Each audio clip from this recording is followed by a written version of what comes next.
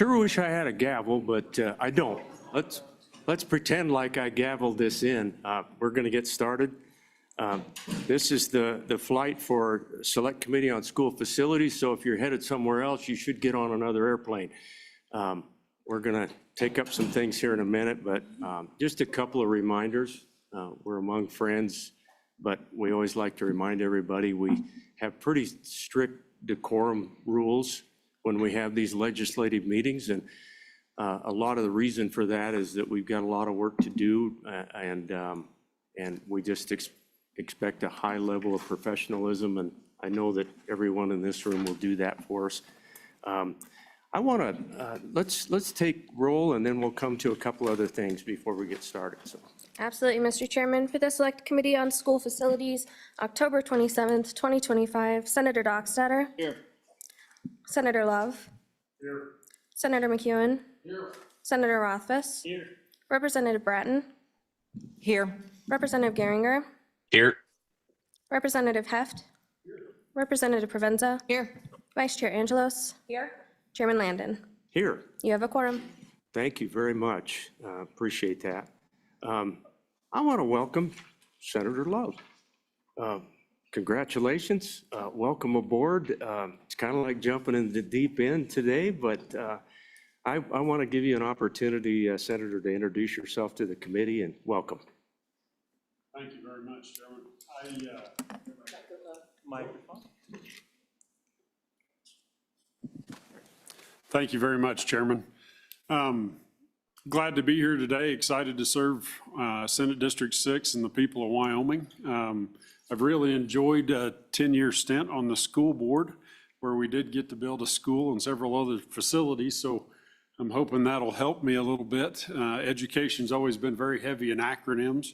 And so as I look through the information, I recognize and understand a lot of it, which has been a huge benefit for this committee. So hopefully I can listen and learn and watch and collaborate, and we can do some great things for the people of Wyoming. So glad to be here today. Thank you. Thank you very much, Senator, and we welcome your background, and I was very much aware of that, and so we're excited to have you. We've got a lot of things to lift today, committee. As many of you know, this process each year is a pretty well vetted process. We benefited this year from a little bit different way of going about business. You remember in August, our agency folks worked very hard to give us a snapshot of what they thought was ahead on this budget request. That's basically what legislation we'll take up today is, you know, what do we recommend to our colleagues in the legislature with regard to school facilities? We got to look at that in August and had a pretty good dialogue, I thought, good communication about concerns we had or questions that we had. Had a good dialogue with our director and all of the agency, and they have gone back to work and made some tweaks and frosted the cake, so to speak. So that's what we will be taking up today, and I look forward to that. With regard to process or how this goes, we've got a former Senate president here. We've got Senator Rothfuss. I think you and I have been on this committee for 10 or 15 years. Any comments you have before we get started, senators? Looking forward to it. Madam Vice Chairman, how about you? Anything to start our day? Good morning, everybody. Mr. Chairman, I think we have a busy day ahead of us, and let's just get going. Okay.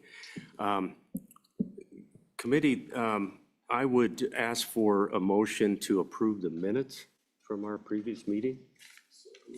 Moved by Representative Heft and seconded by Provenza. All in favor of the motion, say aye. Aye. Any opposed? No. The minutes have been approved, and now we can go to our State Construction Department with follow-up information and lots more good things. Director McComey, welcome. Welcome, Ms. Carlson. Mr. Rexis, good to see you all again.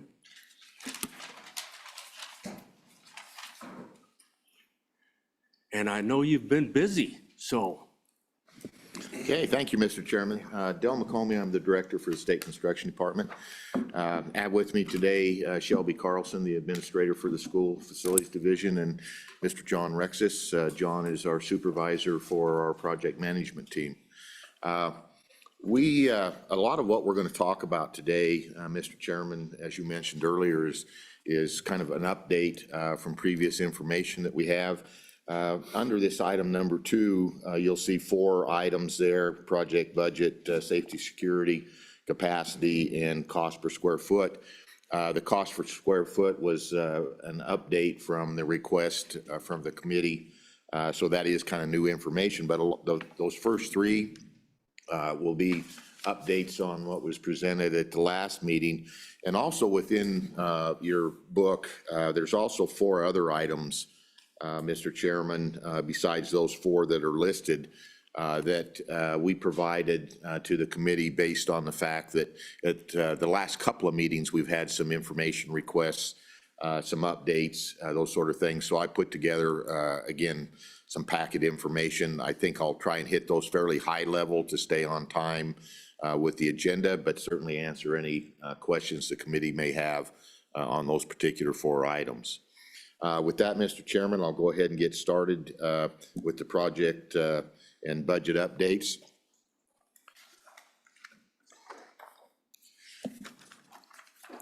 Mr. Chairman, if you'll look at page 1 of 70 under agenda item number 2, we'll start off with Teton Jackson Hole High School.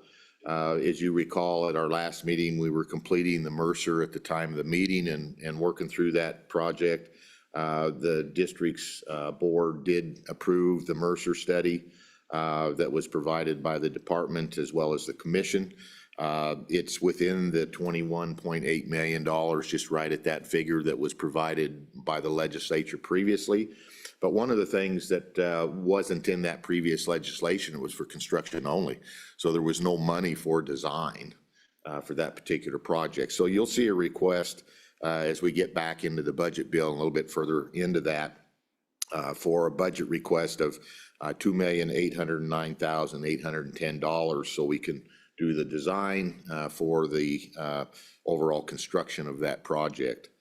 That 21.8 does include the safety vestibule also in that overall price, besides the CTE space, the additions to the cafeteria, the kitchen, those kind of modifications that came out of that most cost-effective remedy. So, Director, just as a point of information for the committee, that was a couple of years ago, and the senator will remember he was there. That was during a walkthrough that we were taking a look, and that vestibule was the idea of the select committee for the most part. I think the commission joined us on that, but being on site, we quickly realized that we really ought to address that. And so just wanted to remind the committee that came up, after the consideration of the project itself. So go ahead, Director. Okay, thank you, Mr. Chairman. The next items here, I'm going to turn a few of those over to Shelby, and Shelby's going to take the lead on those when she was involved heavily in those particular Mercer studies. So, Okay. Morning. Shelby, that light doesn't work. You're on. Am I on? Okay, thank you. It doesn't turn green apparently, but we can hear you, so. Okay.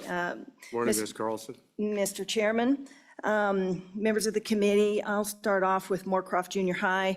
This was in your packet in August, so just a quick recap on this project. Moorcroft High School came in with a condition score in the 2023 FCI of 0.304, which triggered the commission to look at a remedy to address Moorcroft High School. This facility is 37 years old. When we got into that building, it's really in very good shape. Just a lot of the systems are coming due to replace, and they're expensive. So we're looking at HVAC, plumbing, sanitary sewer, some work on the gym floor. The sanitary sewer runs right underneath it. So it's just really a large component project to go in and address a lot of systems. We did look at a number of other potential remedies, combining that with their middle school, but it just didn't make sense combining them all together. So this request is for design and construction funds. Go ahead, Senator Rothfuss. Do they have any need for any modernizations or additional space or anything along those lines, limitations that could be accomplished at the same time? Mr. Chairman, they really do not. The school is in good shape. They are only in the like 30 to 40% capacity in that building, so they've got plenty of space. Perfect, thanks. Thank you. Please proceed. Right, Mr. Chairman, the next one we're going to talk about is East High School in Cheyenne. This particular project hit on a capacity need in the 2023 information. Looking at the 2024 annual report, they still remained at the 112.72% capacity currently. Projected out 8 years, 106.8%. We did look at a number of different items here. We looked at redistricting, kind of moving some of those students between the 3 high schools. Really, Cheyenne is pretty well balanced. There was some space other places, but you just moved the problem. I mean, it was just going to catch back up to us. So this particular remedy is to add classrooms, looking to add seating for 413 students, about 17 classrooms. We're going to do some expansion to their cafeteria so that they can accommodate those additional students, do some reconfiguration there, add some industrial lab CTE spaces, and do some work on their kitchen to get an appropriate size for that facility. The request right now is for design funds only. There are a number of ways to put an addition onto that facility, and we would like to let the design progress to figure out the best way to put that addition on and make sure that when we make a construction request, we're asking for the correct amount of dollars. So right now, just asking for design. We'll come back next year with a request for the construction of that addition. Any questions on East High School before I move on? I think we're good. Great. Yeah, thank you. All right, so we're going to stay in Cheyenne, looking at Hobbs Elementary School. This is one of the 7 schools that triggered a district-wide look at the most cost-effective remedy to address the elementary school issues within Cheyenne. This is actually the highest condition need building in the state at a .464, so well above the .3. It's an old school. It does have a lot of issues with it, very difficult to remodel or take care of any of those issues. So we did look at a number of options, but the most cost-effective is to actually replace Hobbs Elementary. It will be replaced right on that existing site. It's a big site, so there's plenty of room to do that addition on site. This budget request is for design, construction, and demolition. It does not include the abatement. Again, we'd like to let the design proceed, try to figure out what that abatement number is going to be, because they can be so varied, and come back and make a good request knowing what that dollar figure should be. Any questions So, on Ms. Hobbs? Carlson, we've got enough land just to the east of that building, do we not? What's the plan for those students? I'm just curious. I kind of lost the conversation on Hobbs. It's been on the drawing board for forever. But are we going to have to move those kids and put the building right where it is? Or do we have enough room to the east of it that we can keep the building open? Mr. Chairman, the students will stay right in the existing Hobbs School, and it's actually just to the north. There's a space there, there's a track and quite a bit of space right to the north. So those students will stay housed in the Hobbs till we get them in the new school, and then we'll demo the existing building. Okay, thanks. You bet. All right, going to move on to Fremont 25, Rendezvous Elementary School. I know there were a number of questions about this at the last select meeting, so I've tried to walk back through the history and just that, realizing that this next step is a continuation of work we've been doing for almost a decade now to right size Fremont 25. So this particular Mercer was done to actually downsize them from 4 elementary schools to 3 elementary schools. If we look back, we did a Mercer study in 2019 to evaluate and just really do a space utilization and determine how they were using the space they had and how to downsize to meet their needs and reduce the strain it was putting on their major maintenance. I think many of you that have been around know that Riverton was always getting a component project almost every year because they just could not keep up with the money that they had. So part of that Mercer was at that time to downsize eventually from 5 elementary schools to 3 elementary schools. This has really been a very systematic, phased approach to design, to downsize that district, and this is really just the next step. And the discussion was, how do we best do that with the facilities that are left in that district and do it the best we can for the students and in the most economic way for the citizens of the state. So when we look back, about 2017, 2018 is when we made that assessment that they really had a lot more excess square footage than they needed. So we went to work to right size. 2019, that study was completed. So the first step kicked off right after it was completed, and that was to look at relocating the programs that were in the Tonkin Athletic Center. Only that building was almost 65,000 square feet. It was 11% capacity. So there was a lot of different programs in there, but really not using that space effectively. A number of the things we had to move, the alternative school was in there, BOCES was in there, day reporting was in there. So there were a lot of different small programs housed in that TAC facility. So, Ms. Carlson, just for the sake of the committee, if most of us have been through the town of Riverton, and that's the big building that's up on the main road headed out to Jackson, where the old football stadium is. Big building, and we've been working on that for about a decade to try to figure out how to help that school district to get out from underneath that building. So, yeah, thanks. Please keep going. Okay, so, and I forgot to mention at the beginning, Superintendent Ibaugh is with us. So if you have any specific questions that are just district-related, Superintendent Ibaugh is here also to chime in if you have specific questions for her. 2020 budget session, there was actually an appropriation of about $274,000 for assorted design, and then about $1.6 million for assorted construction to go ahead and deploy that TAC remedy to eventually bring that 65,000 square feet offline. And so with that funding, they started, they had to do some renovations to their career center to move their special education over there. Their special ed building then became their alternative school so that they could move those alternative students into that building. And they needed to do some minor addition onto the existing high school. They had to get some renovation done in the current Rendezvous Elementary School. That's where they moved to BOCES.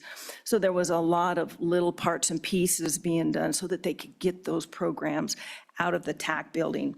And so that was the first appropriation by the state to allow them to start moving those programs out of the TAC building. 2022 budget session appropriated almost $4 million for the demolition and the abatement of that TAC building. And as the good senator just mentioned, that building is no longer there on the top of the hill. It's completely down. They've got that reclaimed. It looks really nice. They've put some topography in there. I think they're looking to maybe put some bike paths and some of those sorts of things in there to be used educationally. So that facility is gone now. Came down over the last 2 summers. 2024, Fremont County went in with their reconfiguration request. Their current configuration on their elementary school was to have kindergarten was in Aspen, and then the other 3 elementaries that were remaining at that point, which was Willow, Jackson, and Ash Grove, were 1st through 3rd grade, and Rendezvous was 4th and 5th grade. Rendezvous Elementary School was actually built as a junior high in 1959. So it was built for bigger kids, and so that's how they had it configured across the district. This request went in and based on feedback they got from their parents, looking at the educational programming, they felt it was better to go back to a K-5 layout and try to keep those kids together. So they made that reconfiguration request. They've been working over that, through that over a couple of years now to reconfigure their elementary schools. Also during 2024, Ash Grove Elementary School was the oldest school remaining in their fleet. It was a 1953 building, so it was 72 years old. They actually sold that school. It went to the Boys and Girls Club, and I understand that Boys and Girls Club's doing very well there in Riverton. And so they made the sale of that building, and so that was their first step towards downsizing from 5 to 3 elementary schools. So in 2024, the district came before the commission, requested that we take a look at the remaining elementary schools and determine the best way to right size and how to move from 4 elementary schools to 3 elementary schools in the best manner. So I've given you a little information there on the existing elementaries. You can see what years they were constructed: Willow 2016, Aspen Park 2009. So the 2 really remaining older schools that were the primary focus on this Mercer was Jackson Elementary School, which was constructed in 1960, and then Rendezvous Elementary School that was constructed in 1959. You can see Rendezvous there's 80,386 square feet, so it's a very large building, much larger than they need to house an elementary school. Additionally, the 2024 annual report came out and identified Frontier Academy with a capacity need. They were at 155.46%, projected out to 130.25% in their 8-year forecast. If we look at the 2025 report that was presented to the committee in August, that capacity has actually increased to 176.5%, projected out 8 years at 151. So you can see that alternative school is still needing to grow. They're out of space. It just really can't fit in that facility. So the department engaged Stasis Design to look at conducting the study on how to downsize further from 4 elementary schools to 3 elementary schools. So the outcome of that Mercer, they looked at a new school. They looked at potentially putting on an addition to Jackson, as well as an addition to Willow Creek, was one of the options they reviewed. And then we looked at the option of maintaining the use of Rendezvous Elementary School, again, an older building, really not designed for kindergartner through 2nd grade, primarily the grades we were really worried about, those really young kids. It was designed as a high school. The hall layouts, you know how you have to lay those classrooms out, very difficult. To the senator's previous question, really doesn't fit the educational model anymore of how you would want to be educating elementary school kids. But we did look at doing a remodel of that along with the demolition of an entire wing. They do have a lot of traffic issues there with where their parent drop-off is, the bus drop-off is. Their parent drop-off is actually on a residential street that's got parking and just not a good drop-off. So we looked at removing that end and rechanging how the drop-off worked at that school. In the end, the most cost-effective and the best to meet the educational needs for them to deliver the program was to build a new facility. Because remodeling either of these other buildings are, 60 years old, 61 years old buildings. They're old buildings in their fleet.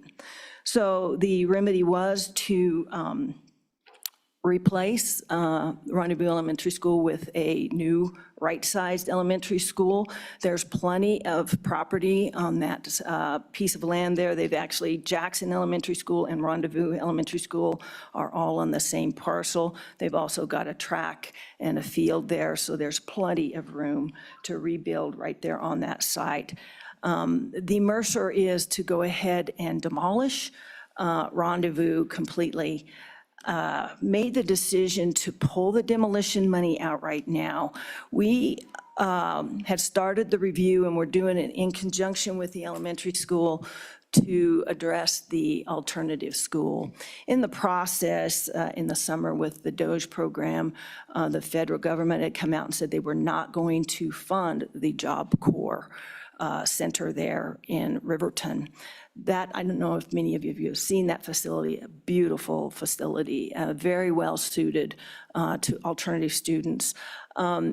Central Wyoming College contacted the district. They started into conversation saying we should look at potentially purchasing that property and do a partnership using it also for their college, but as well for the alternative students. So we actually kind of pulled the alternative school out, slowed that down to see what was going to happen there, and went ahead and pushed through with the elementary school so we could get a budget request in front of the legislature this year. Since that time, the federal government has come in and said they'll fund it for one more year, unknown what will happen at that point. So we have now moved back and will finish that Mercer study for their alternative school there in Riverton. So Ms. Carlson, I just had a thought, sometimes I shouldn't share them, but leaning against the federal government, betting on the come there is kind of like leaning against a willow bush, isn't it? Not a lot of stability there. So I guess that would be my concern is if we're, how long do you hold off waiting on the federal government to decide what they're going to do with that building? So any concerns about that? Mr. Chairman, we agree. And that's why we decided to go ahead and complete the Mercer without that as an option on the table that we'll be considering. It does come available, obviously we'll come back in and regroup. But at this point, we're going to finish the Mercer, looking at their existing fleet of buildings. The initial thought and where we were moving was potentially to move them into Jackson Elementary School, about a right-sized facility for that. Again, built for younger kids, so it was going to take us some remodel work to get that ready for high school age students. But I know that's where the Mercer was leading at that point in time. That being said, I didn't want to take Rendezvous off the table as a potential in case it could be remodeled and maybe save that gym facility and still do some pretty good demolition there. So just slowed that down. I anticipate that we'll be back before you next year with a request to demolish the existing Rendezvous Elementary School. But I want to let that Mercer play out. Yeah, thank you. So Think so far, committee, we good? Okay. All right, Mr. Chairman, that really finishes what I wanted to provide on Riverton, Fremont 25. The 2026 budget request is for design and construction funds for a new right-sized elementary school and Fremont 25.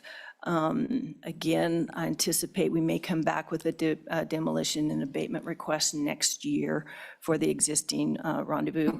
Building a brand-new building, those students can stay housed where they are currently while we get the new one built, and then we'll move them in and look to demo. So, Mr. Chairman, we presented the budget for that at the last meeting, and we were still waiting on the outcome of the Mercer. As it turns out, the reduction in the cost once the Mercer was completed is about 8.8 million, and that's going to show up in a number of places that we'll talk about a little bit later when we go through the budget in detail. So there'll be a change in unanticipated, change in design, change in construction costs, and again, those all total up to a reduction of about 8.8 million from the previous meeting. So, Director, real quickly, and then we'll go to Senator Rothfuss. I apologize. I didn't have an opportunity this morning to acknowledge the chairman of our commission and others. Maybe you'd like to acknowledge the commission real quickly before we jump back in. Would you do that for me, please? Yeah. Mr. Chairman, unless somebody, And my apologies a couple for- people snuck in behind too that I didn't see. So what? Yeah. I see three commissioners here, I guess. We got our chairman. We have a representative from Torrington area.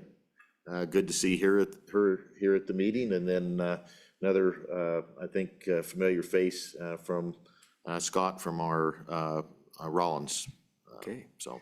Well, thank you, commissioners, and I apologize for not recognizing you being here a little bit earlier, but going to welcome any comments when we get through this. So Mr. Chairman, we'll offer that, and we appreciate all the work you do to get us to this point. So, thank you. Okay, Director, take it back over. Thanks. Oh, I'm sorry, Senator Rothfus. No worries. Thank you, Mr. Chairman.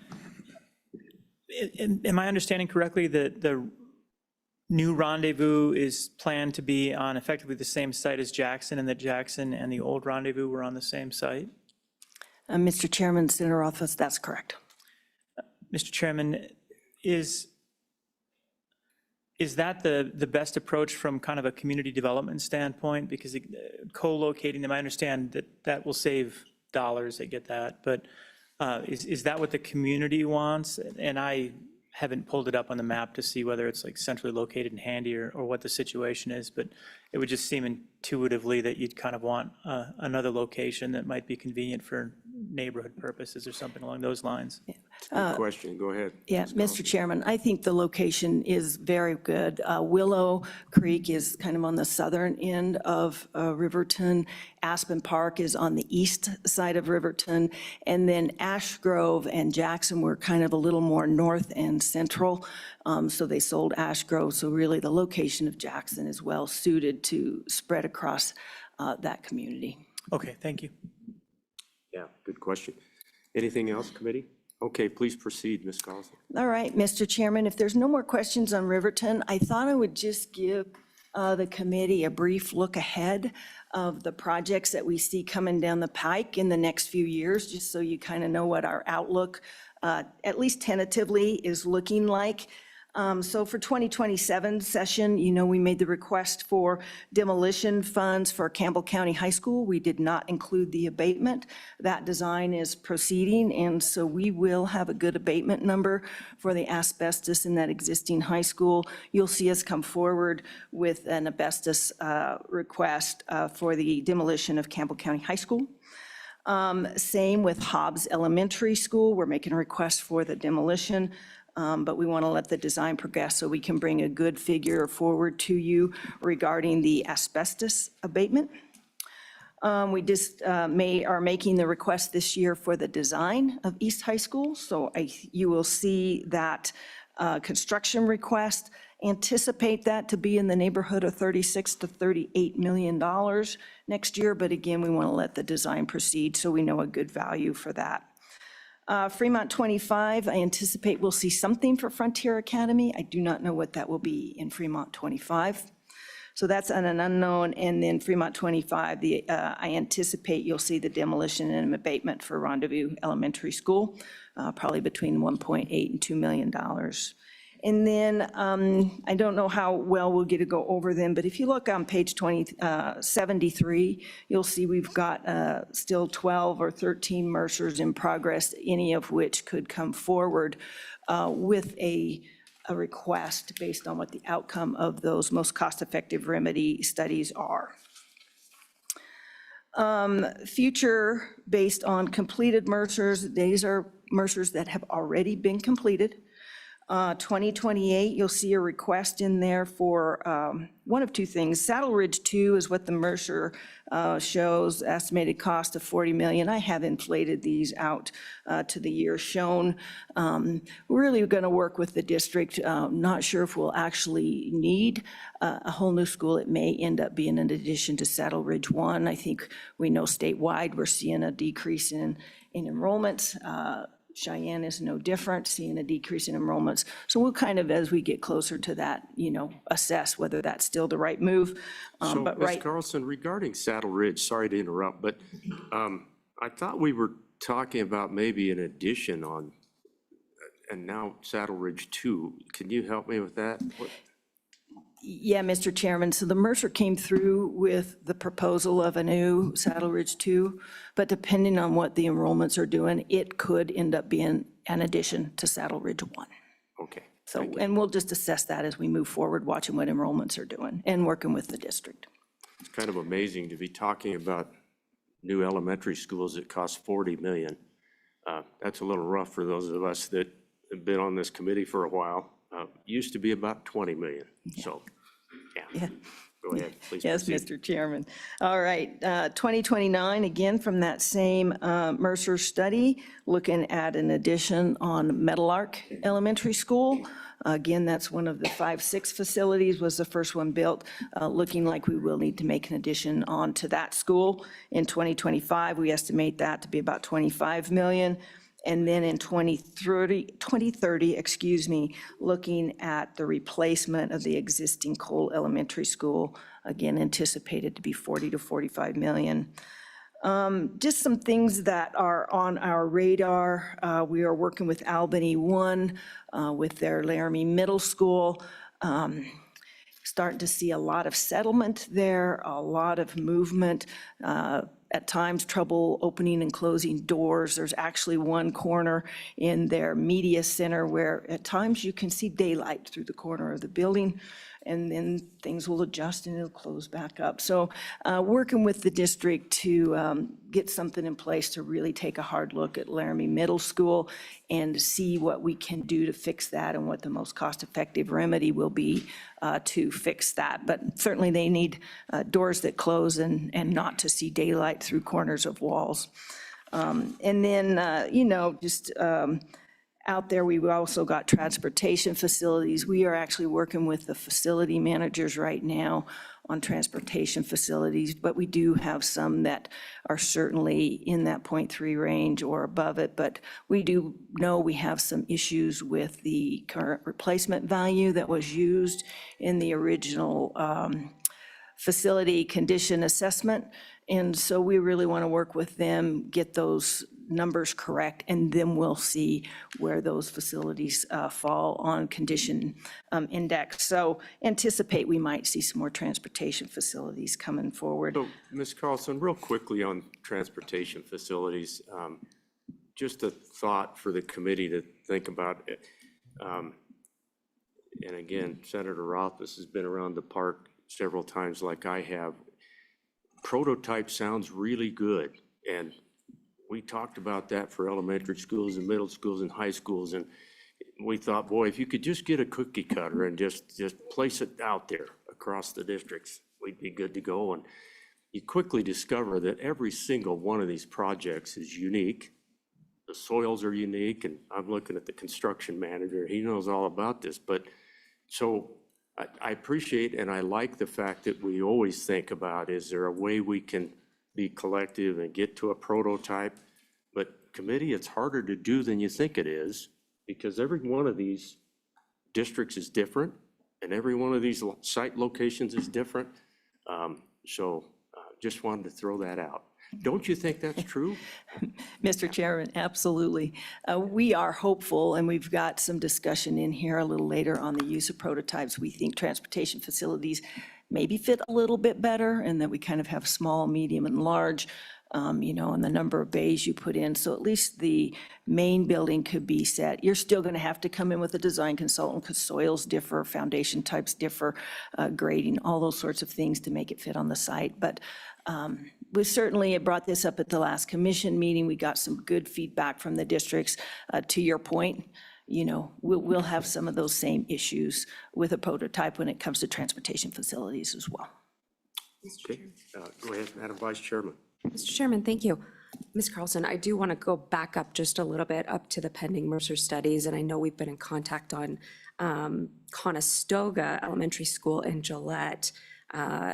Could you get me a time that do you have an idea of when you can look at that Mercer and get us a number on that? Madam Chairman, actually, we got the draft Mercer in Friday afternoon. Came in late afternoon. I was off Friday, so I haven't had a chance to take a look at that. But I do know I have the draft Mercer in hand, so we should be able to have some pretty good numbers here fairly soon. Okay. Do you have a time frame? I would like to take a good look at the Mercer before I make a commitment. I haven't had a chance to read it yet, but I feel pretty good because we had one out early and then we set that one aside to actually do the high school Mercer, and then they finished the Teton Mercer, come back here. So I anticipate it'll probably move along pretty quickly. I would hope within a couple of months we'd have that buttoned up, but until I look at it, it's a little hard for me to say. Thank you, Mr. Chairman. And did you say, Madam Vice Chairman, Conestoga? Is that right? Oh, okay. Yeah. I didn't realize we had one going on that building, but, okay. Please proceed, Ms. Carlson. Anything else on that front? Mr. Chairman, that completes this section unless there's any further questions. I don't think so. Senator, go ahead. Senator Love. The conversation about Senator, Laramie, can you, oh, you've got a green light. You're good. Okay, I'm sorry. the conversation about Laramie and the movement in the school building, I know recently the University of Wyoming has constructed several new facilities.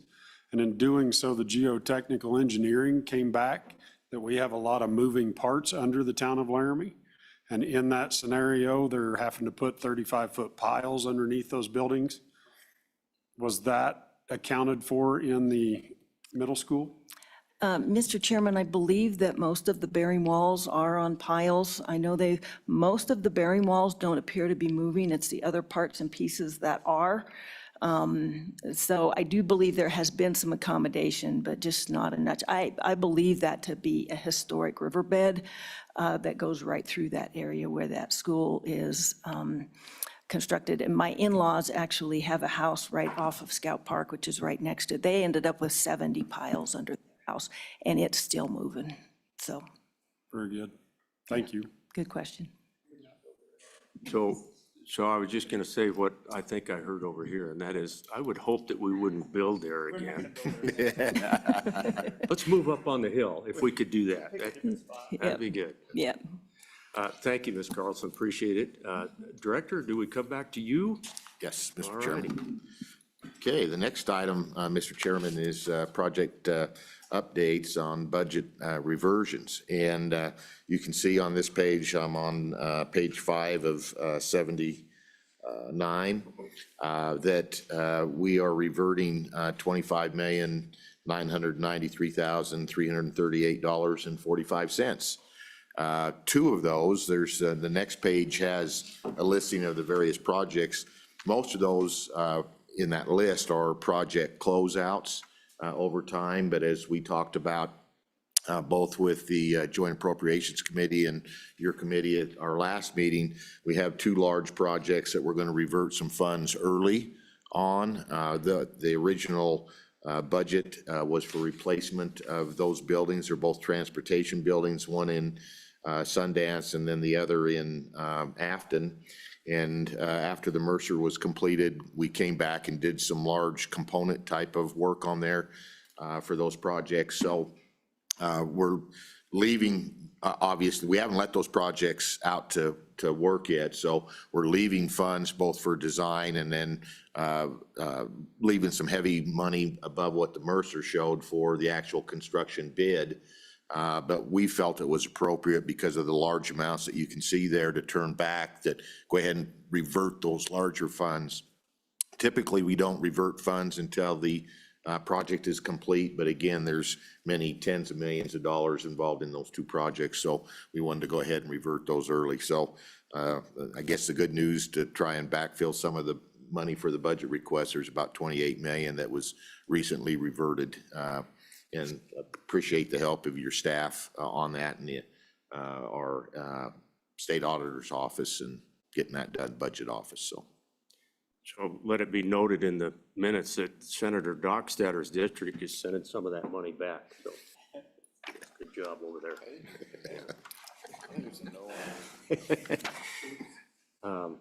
Anything else, committee? Okay, please keep going. Thanks, Director. Okay, thank you, Mr. Chairman. The next item, Mr. Chairman, I'll take the lead on, and then we'll kind of turn it back over to Shelby to kind of run through a lot of the priorities. But at the last meeting, this is really dealing with the overall budget that we presented last time. And so there are a number of changes. For example, the 8.8 million for Fremont 25, and that shows up in a number of places. When we presented our budget look at the last meeting, we didn't have our budget documents from the budget office, and we were still working through some of our overall costs for our operations programs, those sort of things. So those have been updated in here. And so as we start down through this, Mr. Chairman, there'll be a reprioritization too on some of the numbers. So if you go to page 8, it'd be the second page, the next page over. you'll see that we've eliminated the priority for the travel requests that we talked about at the last meeting. Our budget office found some funds for us, so we took that out. So those items from number 8 on beyond that will end up changing in priority. But your first 7 items will remain the same as we talked about at the last meeting. Senator Rothman.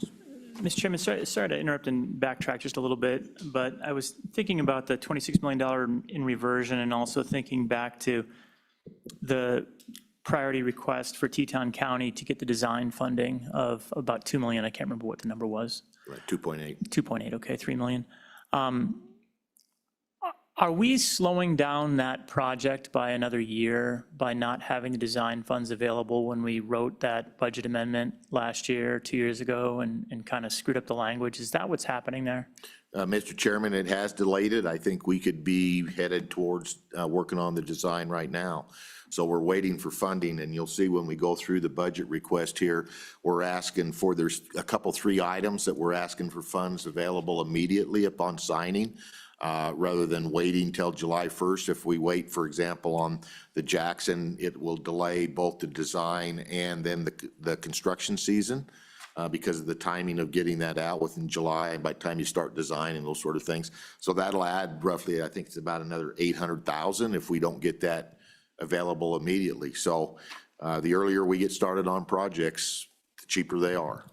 Well, Mr. Chairman, I mean, my thought, but I don't know if we can do it, because if there's not statutory authority to do the design, I think the intent was there. I don't think there was a lack of intent to have design funds. I remember when that was being passed, and I think it was an oversight that it was phrased in the way it was phrased. Mr. Chairman, my thought was to try to use some of the $26 million reversion, allocate $3 million of it to the design, but I'm not sure if there's a process in place that would actually allow us to do that. I mean, we could B11 it, but I don't know that we would then have the spending authority on it for design purposes. What are your thoughts on that? Is this possible, or is this something that is out of the realm of what we can get done? Yeah, Director, is there a window there?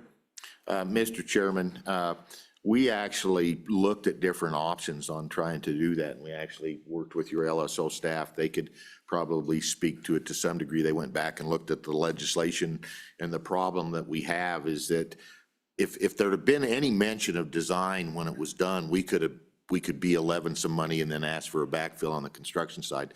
There's nothing to B11 it to, because it wasn't there in the ask for design when the motion was made, so. So, go ahead, Senator. Just Yeah. following up on that, Stop, yeah.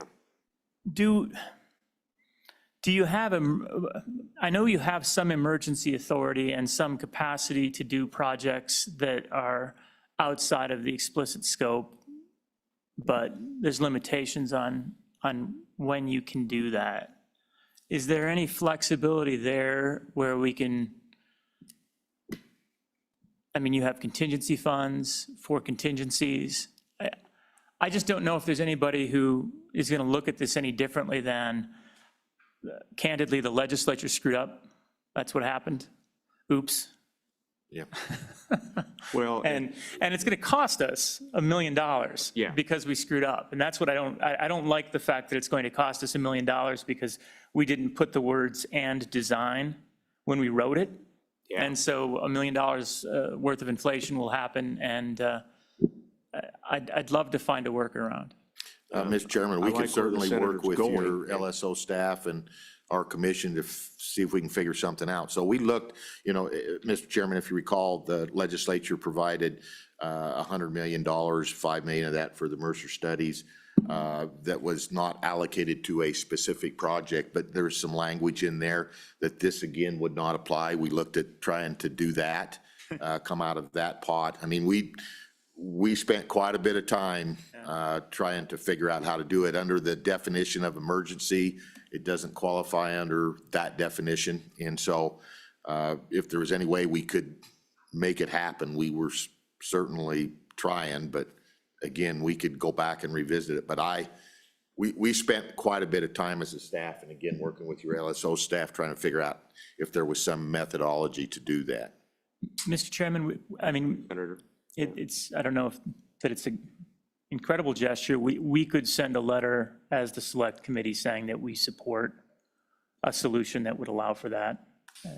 That at least tips the fact that we believe that it was an oversight. We believe that that was our intent, and we did not correctly get that done. That might provide some additional support.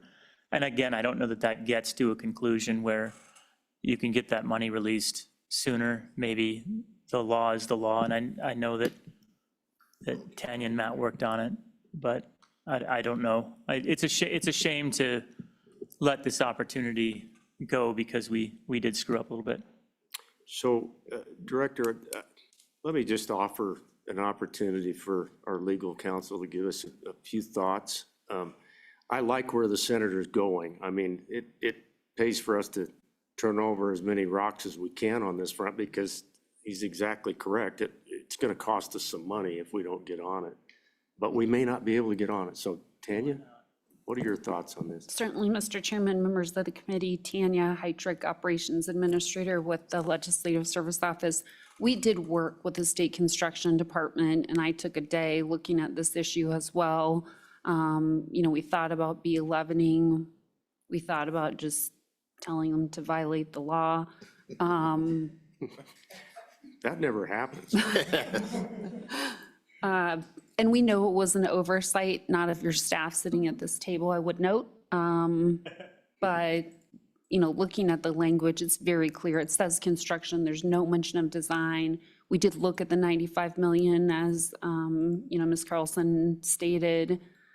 The emergency venue, I hadn't looked at that previously. I'm reading it currently, and I'll send it to the committee, that language. But just upon first glance, it doesn't seem to, I think the language is, the ability of the school district to provide educational programs as required by law is immediately and substantially impacted, and no alternative exists to address it other than emergency funding.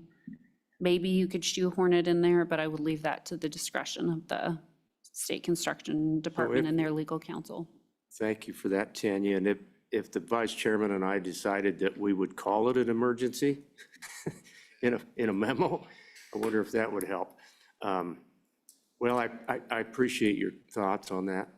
Mr. Chairman, I'll take a look at that a little Thank bit more closely to see if perhaps a letter supporting it under that context would be beneficial, and we'll certainly work with Dell and Shelby.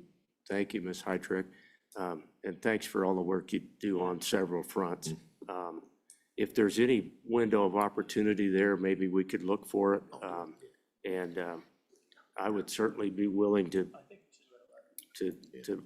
draft something which would express our concern over if we don't get this done, it is going to cost us so. Yeah, Mr. Chairman, so if the money was available right now, immediately, the Mercer drove out about 2.3 million instead of almost 2.9. So just that short delay is about a $600,000 hit. I would say that if somehow it came out of the emergency fund, if that was available to do that, what I'd ask for is probably a backfill. We're not asking for any backfill into the emergency fund, but we've got about 4 million sitting in that emergency fund. Oh, I don't think there'd be any backfill. So anyway, if that worked out through the budget process, that might be something that would come up at that point in time. Well, thanks for looking into that, Ms. Heitrick, and Director. Turn over one more rock if you would and see if we can find something. I appreciate it. Mr. Chairman, do you want to do a letter? Should we do a motion and do a letter just in support of it in general so that we've got that on record? I think that's an excellent idea. Is All that right. a motion? Yeah, I'd make that motion. Okay. Seconded, we'll give the second to Senator Dockstader. Close public comment. Discussion on that committee, does everybody? Representative Pratt. Thank you, Mr. Chairman.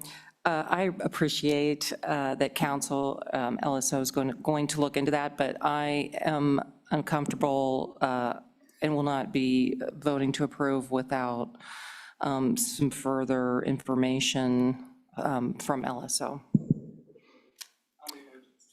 Madam Vice Chairman, and then we'll come to Representative. Thank you, Mr. Chairman. I'm thinking the same thing. I would like to hear from council and get a clearer picture between them and our State Building Commission, whether we can do that or not. I'm not against supporting a letter, but at this point, until I have further, I'm not going to support it. Understood. Mr. Chairman, Representative Provenza.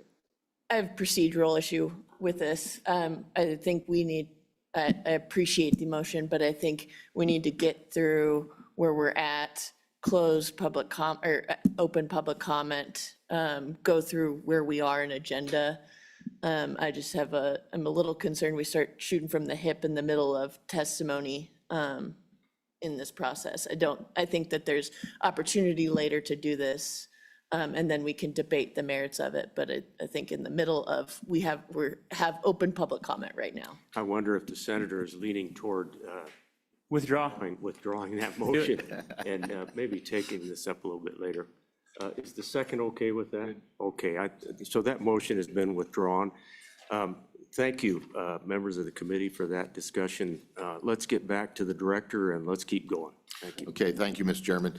Overall, we did meet with the governor on the budget, and so the budget that you'll see later presented by LSO on the budget bill pretty well reflects where we were at with the budget for the governor. So again, we've got some new members on the committee, but historically, it's always best if kind of the governor's budget lines up with the select committee budget. I've been there when they haven't in the past and worked through a lot of testimony and different things along that line. I don't know where the governor is going to stand on it. Obviously, he's still working his overall budget, but what you see in the bill that we'll talk about later this morning is the bill, for the most part, what was presented to the governor. There was one nuance in that. There was a difference, and we'll talk about it as we kind of work through here on the major maintenance. If you'll recall at the last meeting, there was a discussion from your LSO staff about part of that major maintenance dollar should probably be in the standard budget rather than be an exception request. We had a conversation with the governor about that also, and I think your LSO staff reached out to the budget office and they made that change. Overall, you're not going to see a change in the dollars, but you're going to see it in the overall budget, but you'll see where they sit. Are they part of a standard budget or are they part of an exception? And we'll go through in more detail with that. So that, I think, got worked out through the discussion from the last meeting. So, Mr. Chairman, if we want to start on page 8, you'll see, again, this is kind of just going through what we did last meeting. You'll see highlighted in yellow anywhere where there were changes. There's a number of items where there were no changes. You won't see that yellow.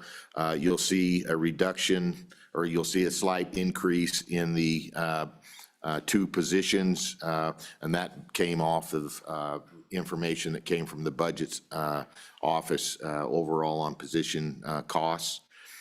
So that priority number 2 and priority number 3, again, you'll see a slight increase. That's roughly about $500, $400 for each of those versus what we talked about at the last meeting. Again, you'll see a reduction of almost 79,000 for priority number 8 for travel. That was removed from the budget. On the next page, page 9, and Mr. Chairman, I'm going to go through this fairly quick because we'll go into more detail on the budget itself. But if anybody has a question, please stop and we'll try and answer that. Then the computer software, there's no yellow on that. That remains at the $29,361,000. Or 29,000, excuse me. Software is going up, but not quite that much.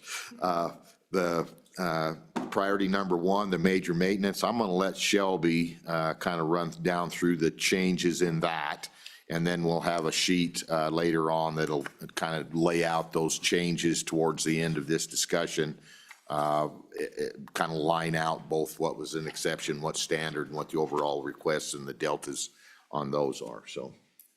All right, Mr. Can you hear me now? Okay. Mr. Chairman, talking major maintenance, you'll see a large increase there from 176 million to 214 million in the standard budget. So this is what was discussed at the previous meeting as a result of Senate File 34 for that 38.1 million that passed last year. That came into the standard budget. And so you'll see a decrease of the same amount or close to it for our exception request. Again, close to it. We've had some new data come in and some of those sort of things, adjusted some numbers. So our exception request, 23,652,744. Those changes are due to some additional funding to make the 0% to 2.5% whole for the whole biennium. And then the request effective immediately for 1,122,399 to make this current biennium whole. That was in the budget bill last year that didn't make it through. That dollar value has come down from what was in the budget bill just due to changes in square footage, a reduction in average daily membership or ADM. And so that's the change that you will see there on the major maintenance. So some big swings there in the information. So, Ms. Carlson, when you say a funding shortfall for the current biennium, is that money that didn't get to the districts then? It's money that we didn't have to distribute? Mr. Chairman, that's correct. That money, we should have already been starting to distribute at least 2/4 of that money to the districts, which they are not getting for this biennium, per the formula. That's correct. Thank you. So we are requesting that effective immediately upon signature so that we can get that money to the districts to make them whole for this current year. All right, Mr. Chairman, you want me to carry on? Okay. All right, Mr. Chairman, effective immediately, again, our priority number 4, this is our component level major maintenance projects. That request has not changed, still 31,661,322. We do make the request, as is standard for us, that if we are able to get those 19 projects completed and there's money left over, that we can roll it down to the following 3 projects. And often we do have money available. We'll try to hold them very close to that. And oftentimes we can keep it at that dollar figure and they can backfill with major maintenance. Or even if we could come down to say that first project, Grable Elementary School, the mechanical controls for 530, if we could get them to 50, they maybe could cover the rest of that with our major maintenance. So we asked to be able to roll that money down if there's any money remaining after the first 19 projects. Priority number 5 is our charter school leases. You can see the charter schools that are being funded there, 6,332,928 for charter leases. Modular leases, these are 3 educationally needed modulars for capacity, 52,125. All 3 of those are in Laramie 1. So no. Ms. Carlson, I'm sorry to slow you down because I know we've got to keep clipping through this, but back up to the charter school leases. You know, as that list grows, I stop on the one in this neighborhood. That 1.8 million, that's the new facility in Mills, right? Mr. Chairman, that's correct. So that building, $14-15 million was built, and now we're paying a lease payment on it of 1.8. And that is for the biennium, so about $900,000 a year. That's correct. Okay? Thank you. All right, Mr. Chairman, moving on to priority number 7. This is our request for a contingency fund for charter schools. A number of changes have occurred. You know, a charter school used to have to be in business for 3 years before we started to pay a lease. That has gone away. We now have to pay a lease statutorily as soon as a charter school has been approved by the authorizing board and they go into they are active, we have to pay that. There used to be a requirement that we didn't pay a lease if there was available space that was adequate within the district. That has gone away. And then the moratorium was also lifted on charter schools. So we have the ability that a charter school could show up at any time.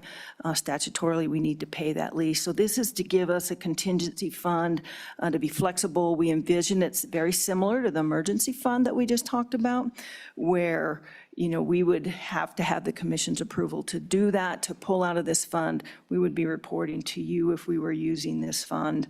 And we figured it, I mean, we don't know how much money we need here, but what we did was we looked at the existing charter school leases, we averaged it and said, okay, if within the biennium we had 2 schools come on, this would allow us to be flexible and fund those.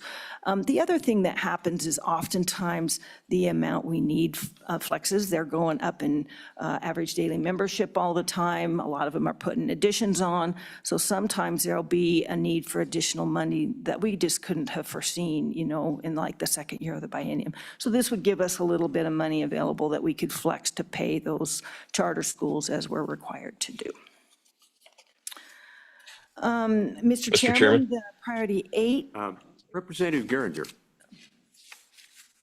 Thank you, Mr. Chairman. Sorry, real quick on that contingency. What would happen if you didn't have that contingency fund? How would new charter schools get paid for?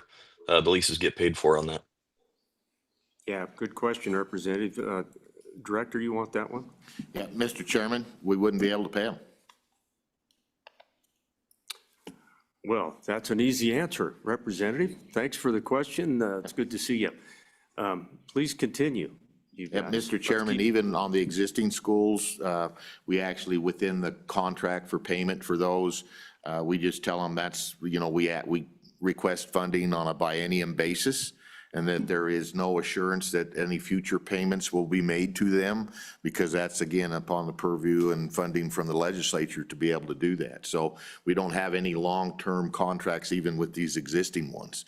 So as Ms. Carlson mentioned, we have changes pretty frequently on size of buildings, ADM that are in there, that fluctuates, that changes, and those can, one way or the other, flux to where we wouldn't have availability to pay for those changes either during that biennium.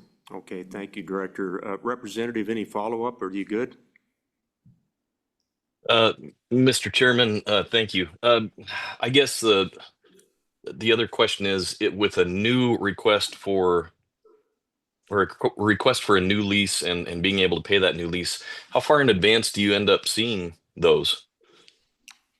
Mr. Chairman, it really varies. If we take the school in Alpine, that started probably 2 years ago, something like that. And we work with the authorizing board, so we kind of know what's coming down the pike. But to exactly when it's going to happen and exactly what it's going to look like could be a last minute thing. That particular charter school has changed a number of times as to who was going to kind of control it, whether it was going to be a new building. They're going to be in modulars now.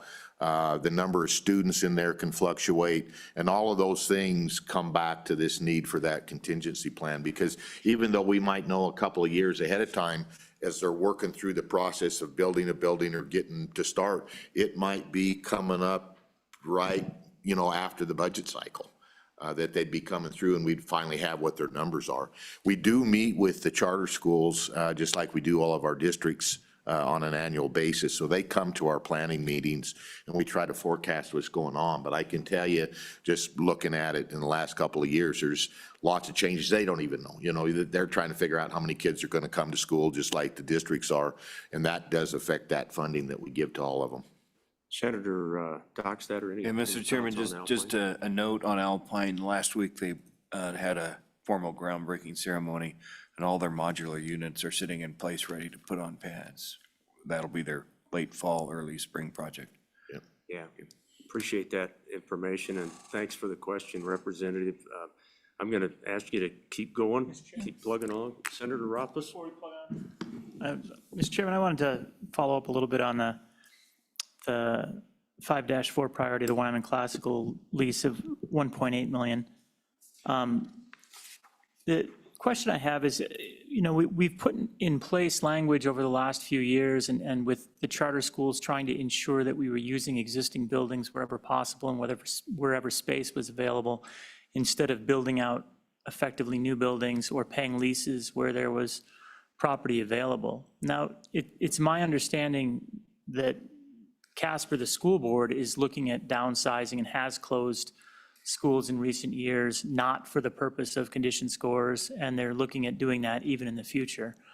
I guess I'm failing to understand why a new building was built and the lease payments are then going to go to whatever entity owns this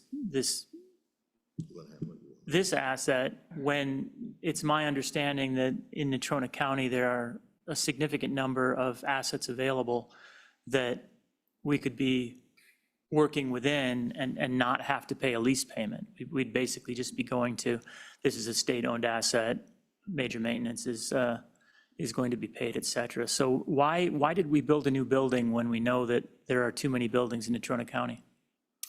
Go ahead, Ms. Carlson. Mr. Chairman, that's a good question, but some of the things we have struggled with, when these charter schools make a commitment to lease a building, they have to make a longer-term commitment. Again, like we could take, go to Prairie View in Niobrara right now. They're at, I'm not Niobrara, excuse me, Plat One. Their lease agreement is for 6 months. If the district decides they need that building back, they've got 6 months to get out. So if you've got an active school, and I'll tell you that Prairie View is growing faster than any of our charter schools right now. They are growing by leaps and bounds. But if the district comes back and says, sorry, we need that building back, where does that charter school go, right? So they have to be able to make a firm commitment on a building as well. The other thing that was happening in Laramie 1, of course, we've got a lot of buildings coming available. There's 3 charter schools.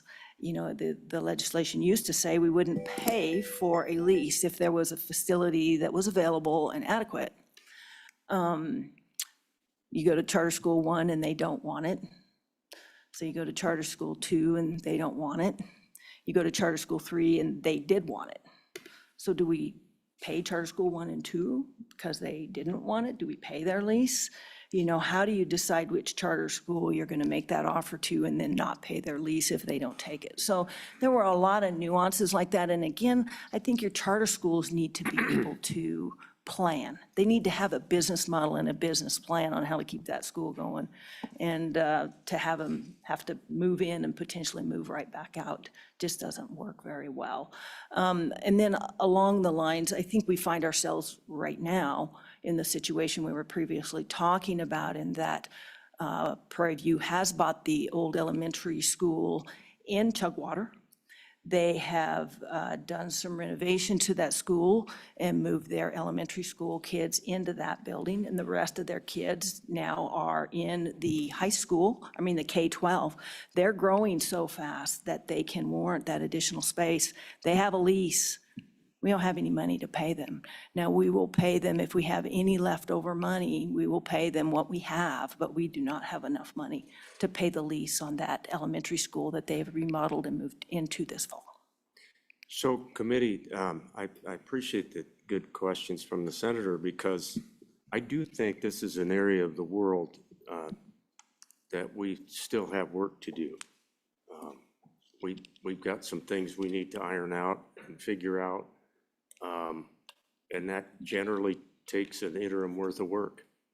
And I would suggest that maybe next interim, this is something that we ought to continue to have a good dialogue about, because as we stand these things up, then you see line items come, and it is kind of hard to understand, But we did change the language, and we did say, you don't have to look for a vacant building anymore. You can just have your charter school. But what that means is now the Select Committee on School Facilities is going to inherit the lease payments on whatever is out there. So we just need to understand that, and I think a deep dive might be in order, because you're right, Ms. Carlson, there's some bugs in it, you know, to try to figure out what direction we need to go. Yeah, Yeah. Mr. Chairman, one other thing too, another change in the statute was there was kind of a moratorium on the number of charter schools, and I think there was like 4 of them that the board could authorize. And so at the same time, they took off some of the requirements for looking at vacant schools or whatever to look at that, and do we pay or not pay? At the same time, they took that off. So now there's an unlimited number of charter schools that can start up too during that same time frame. So just in the last 2 years, since I've come back as director, there's been a number of statutory changes along that line on how we work with charter schools on payments, so. Yeah, Mr. Well, then, yeah, and that's the will of the body, either, you know, collectively, House and Senate, and, you know, we pass these things, but I think then understanding the ramifications, that's our job as a select committee. So go ahead, Senator Rothfuss. Mr. Chairman, you know, this should be of significant concern for us, though, particularly with taking the cap off, because our intent unquestionably was to use existing schools whenever existing schools were available, recognizing there were vacancies around the state. We know in Natrona County, and I don't know what the count is, Mr. Chairman, you may recall, but it seems to me 5 schools were taken offline over the past 8 years, I think, in Natrona County. And then I saw that there was a proposal to take more offline. And I don't think any of those were closed for condition score. I could be wrong, but I think they were all taken offline to consolidate, which means that there's a substantial number of assets that the state of Wyoming owns already, right? We already paid for them, we already own them, and they were in decent shape. Now we're effectively buying a new school. This select committee was never involved in the decision to build this new school. The way statute is written, we must pay for the charter schools. So there's an obligation. For any other school in the state, we actually have to go through a process to figure out when we're going to build a school. We optimize, we find most cost-effective remedy. For charter schools, we must pay. So in this circumstance, a new school was built in a district where there is a fleet of vacant schools available, and we couldn't do a better job than building a new school when we already own, I don't know how many we still own. I'd like to know, maybe we'll look into that during the next break, how many empty schools we own in Natrona County at this point in time. And we just bypass those. You know, that is not a financially prudent decision. This is, we're on the hook for the $1.8 million for as long as they want it. And at the end of it all, the state of Wyoming doesn't own the asset. Somebody else owns the asset and profits off of it along the path. So, yeah, we did not put together, Mr. Chairman, a particularly sensible system. And we'll have to come back and revisit this, I agree. Thank you, Mr. So I think really well put, and it's neither here nor there. You know, those are decisions that we made.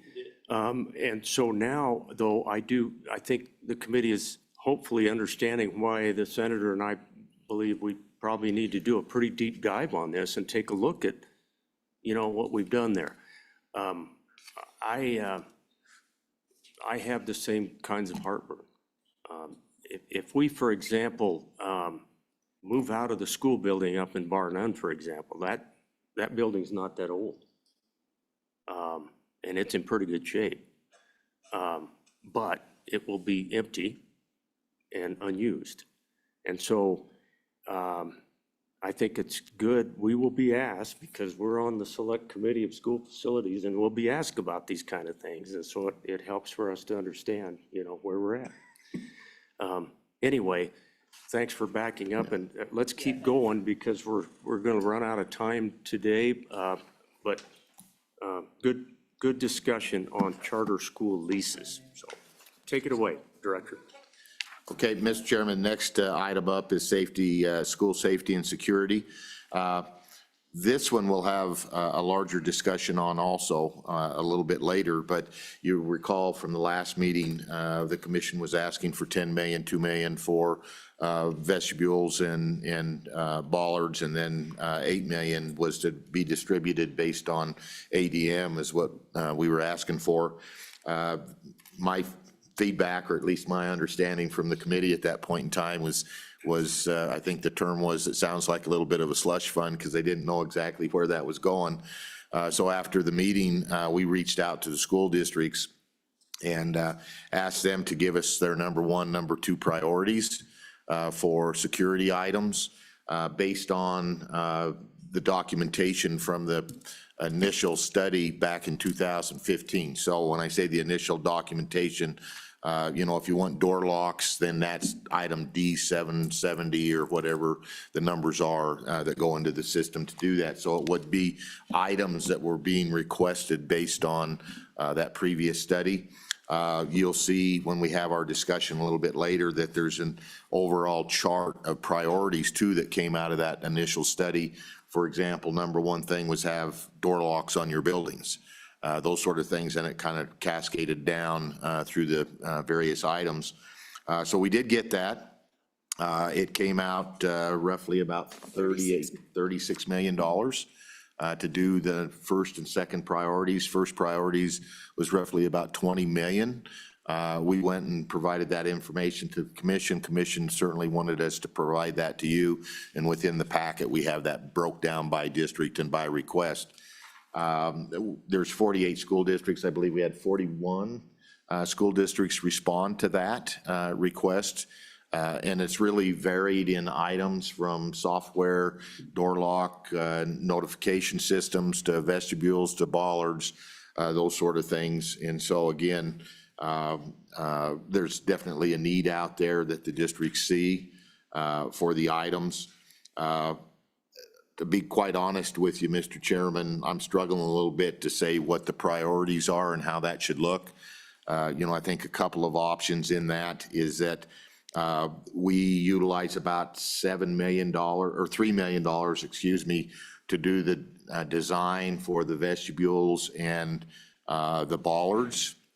So that use 3 million of that 10 would be for just design purposes, and we'd come back next year for actual construction costs once those are determined. And then the next items, we would look and say, let's go down through the priorities that was based on 2015, start hitting those items that came forward. I think that's roughly about $6.6 million. So we'd be a little, if we did the first two items, the two highest priorities that were pointed out in the study. And so that would leave us a little bit of money for contingency to work through, depending on what that works. Now, that's one option. Second option is, do we fund the number one priorities for the 41 districts? That's roughly about 20 million, a little over 20 million. So that would be a change in request if the committee should cease maybe that point. Again, my hesitation is that, a lot of number one priorities for some of the districts did not fall under that items number 1 and 2 that came out of the study from 2015.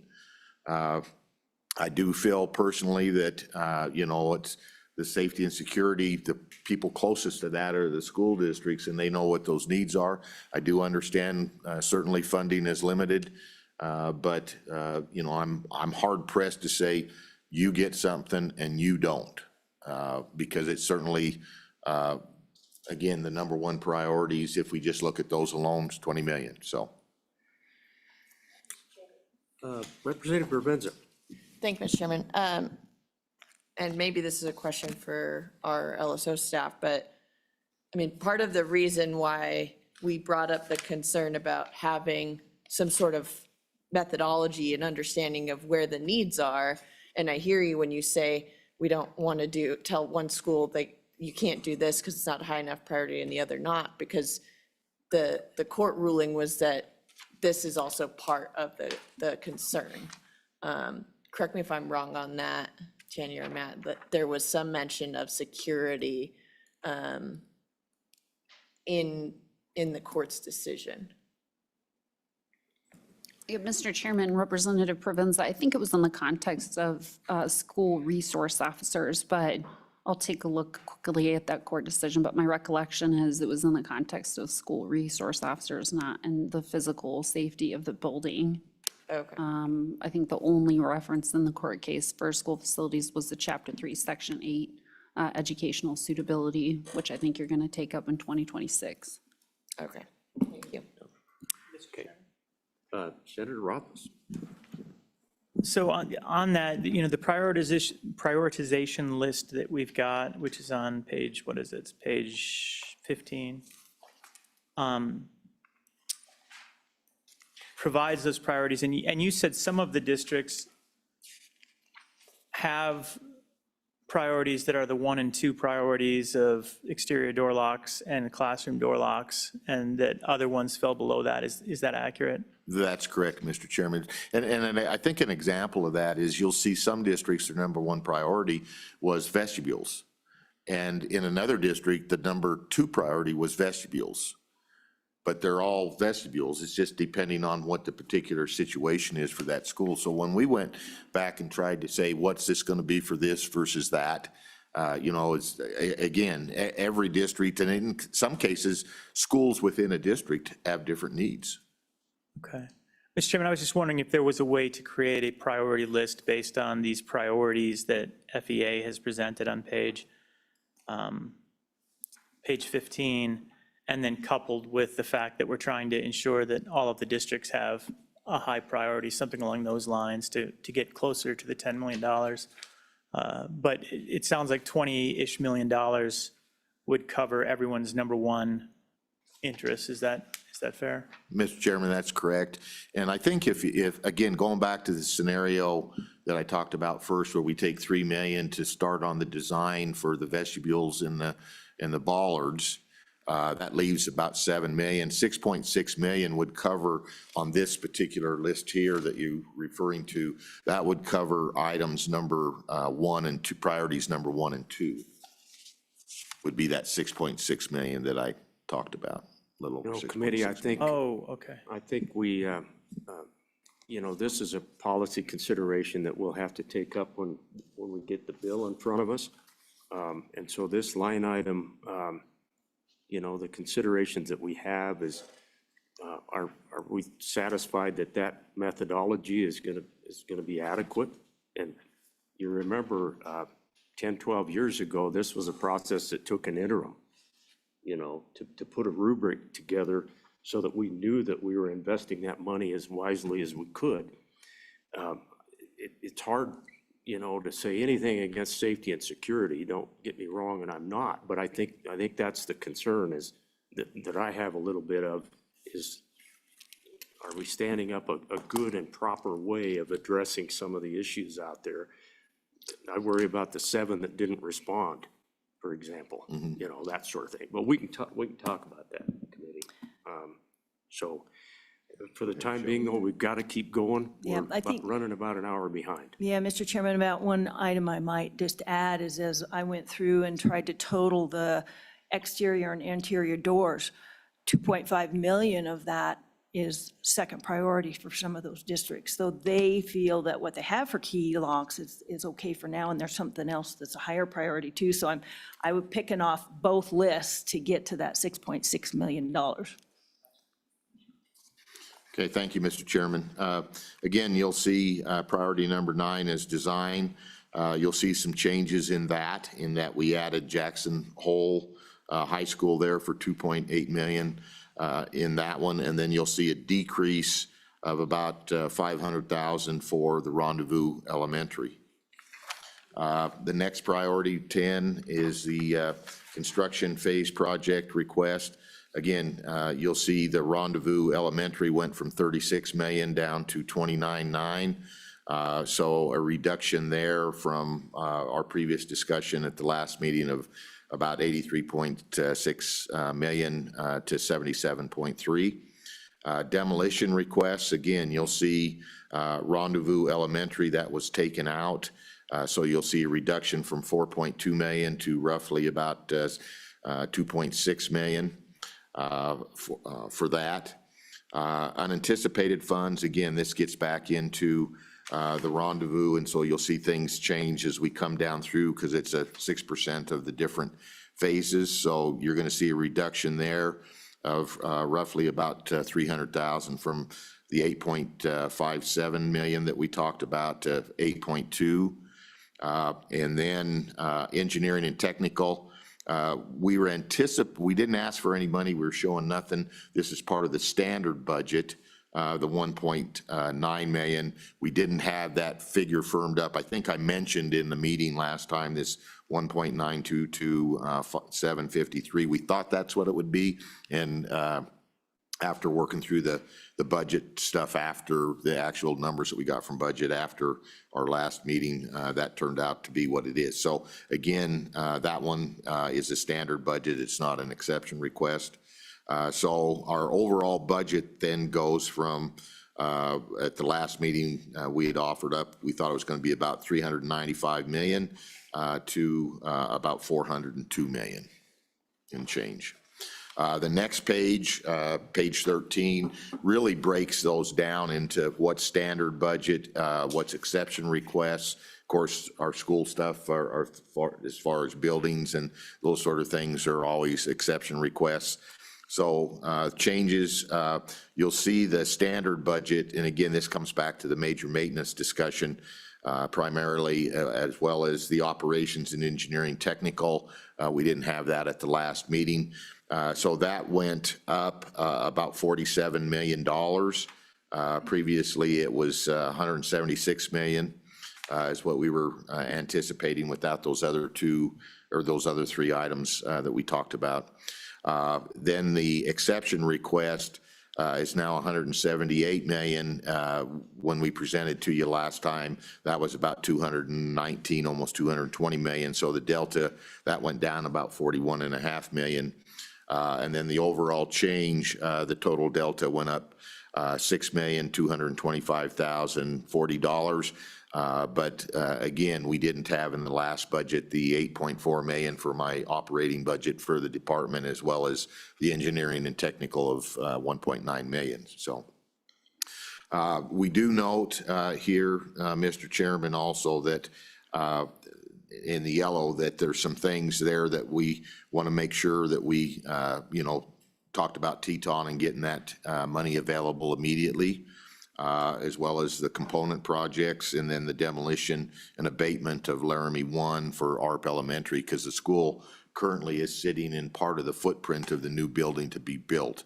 And of course, those students are not in that school right now, so we wouldn't want that available immediately. So any questions on that, Mr. Chairman? Component projects, that's just an ability to get on those. right That's away. correct, yes. Yeah, we're not asking for it all the way across. There's just specific items that we have an asterisk on, and I believe it's set up in the budget that the LSO staff will go over with you with those notes in there. That's to take advantage of the construction season. Yes. Okay. Yep. Thank you, Director. Keep going. I think we're good. Let's Okay, the keep next chugging is the along. safety and security needs. Mr. Chairman, we can talk about that some, but we already talked about it a bunch. So I think in the interest of time, we can, again, if Shelby just wants to hit that real high, but the numbers are kind of there. Highest number one priority, 20 million. Number two is a little over 16, total 36 million. There's 51 vestibules. There's 25 districts said that they estimated they needed barricade installations out there. And again, that's kind of that proposal. If we do the 3 million to work on the design for those vestibules and the others, so. Mr. Chairman. Go ahead, Ms. Carlson. Mr. Chairman, the only numbers I would add, we just went through and tried to roughly put some costs to the vestibules and the barricades, looking at 18 million design and construction for vestibules and about 2 million for bollards.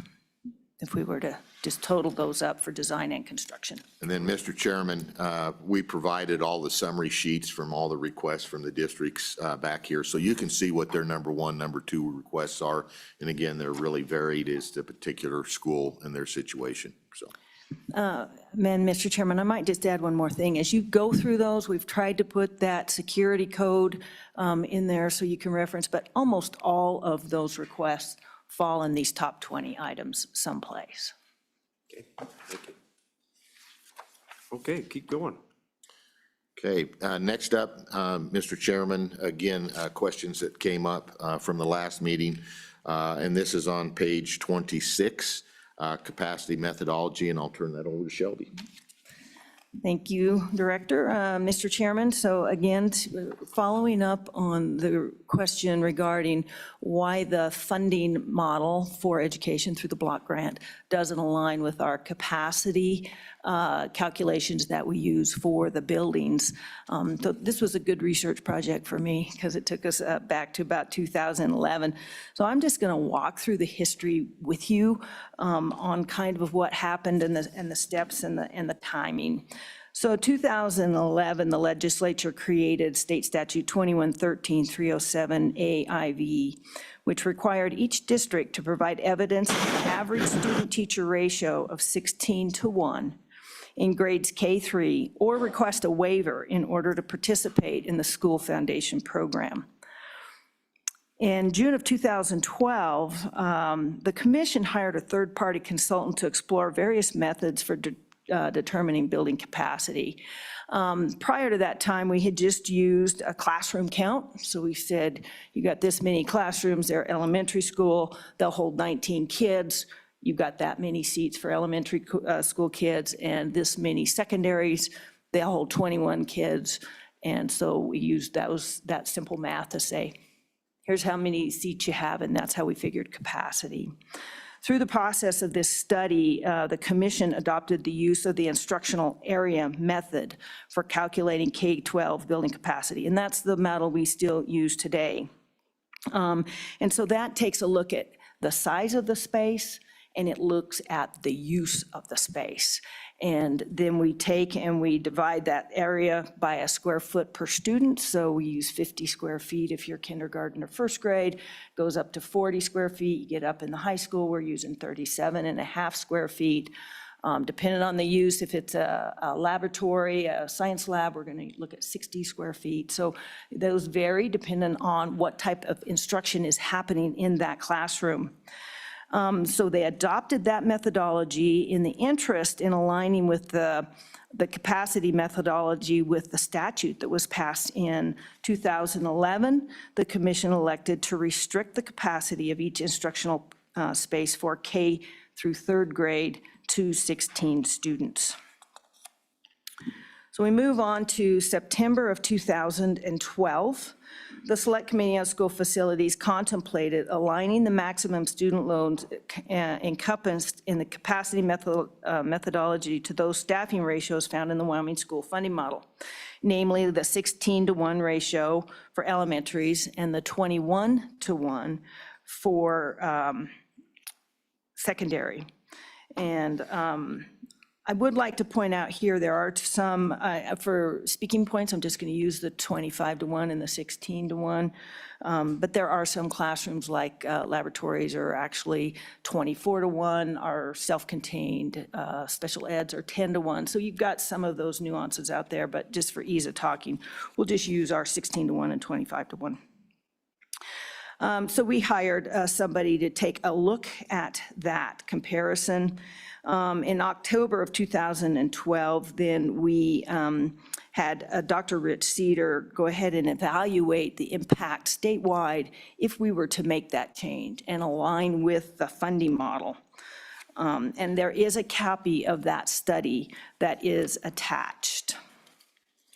Moving on to page 27, the change in the estimated statewide functional capacity to use the more restrictive student count cost about 10,000 seats statewide. maybe not really significant. In a statewide view, we were running right at about 89,000 students at that point in time. We're a little bit lower than that right now with the students that are actually in the classrooms. Where the long-term and the short-term impacts were going to be felt was really much more critical at the district level, where if we had made that changes, it was going to cause the need for additions, and they were going to have capacity issues in certain schools at the district level, and that's where the higher impacts would have been felt. The issuance of that report did not result in any changes to the commission's capacity methodology at that time. So in 2017, the legislature actually repealed that 2113-307 that they had put in, and the 16-to-1 student ratio was repealed and restricted capacity was eliminated on those K-3 classrooms. 2018, as the commission was reviewing their rules and regulations, they had actually proposed to remove that requirement as well.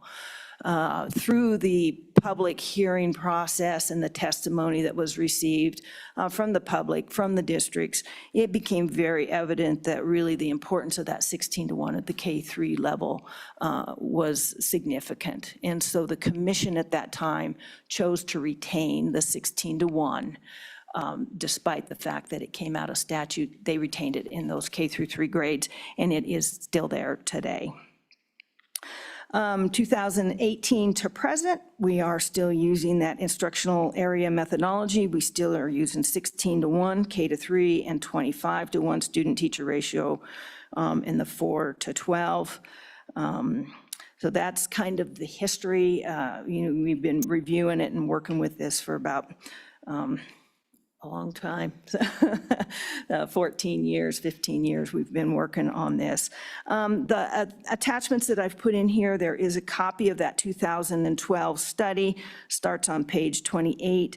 The other thing I added, I know we got a lot of new members on the committee, so I actually put in the commission's adopted capacity methodology, and that starts on page 38. So with regards to that, I take any questions if there are.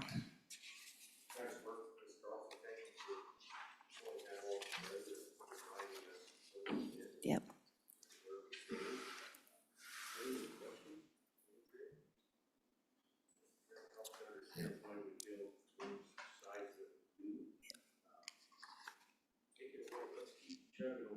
All right.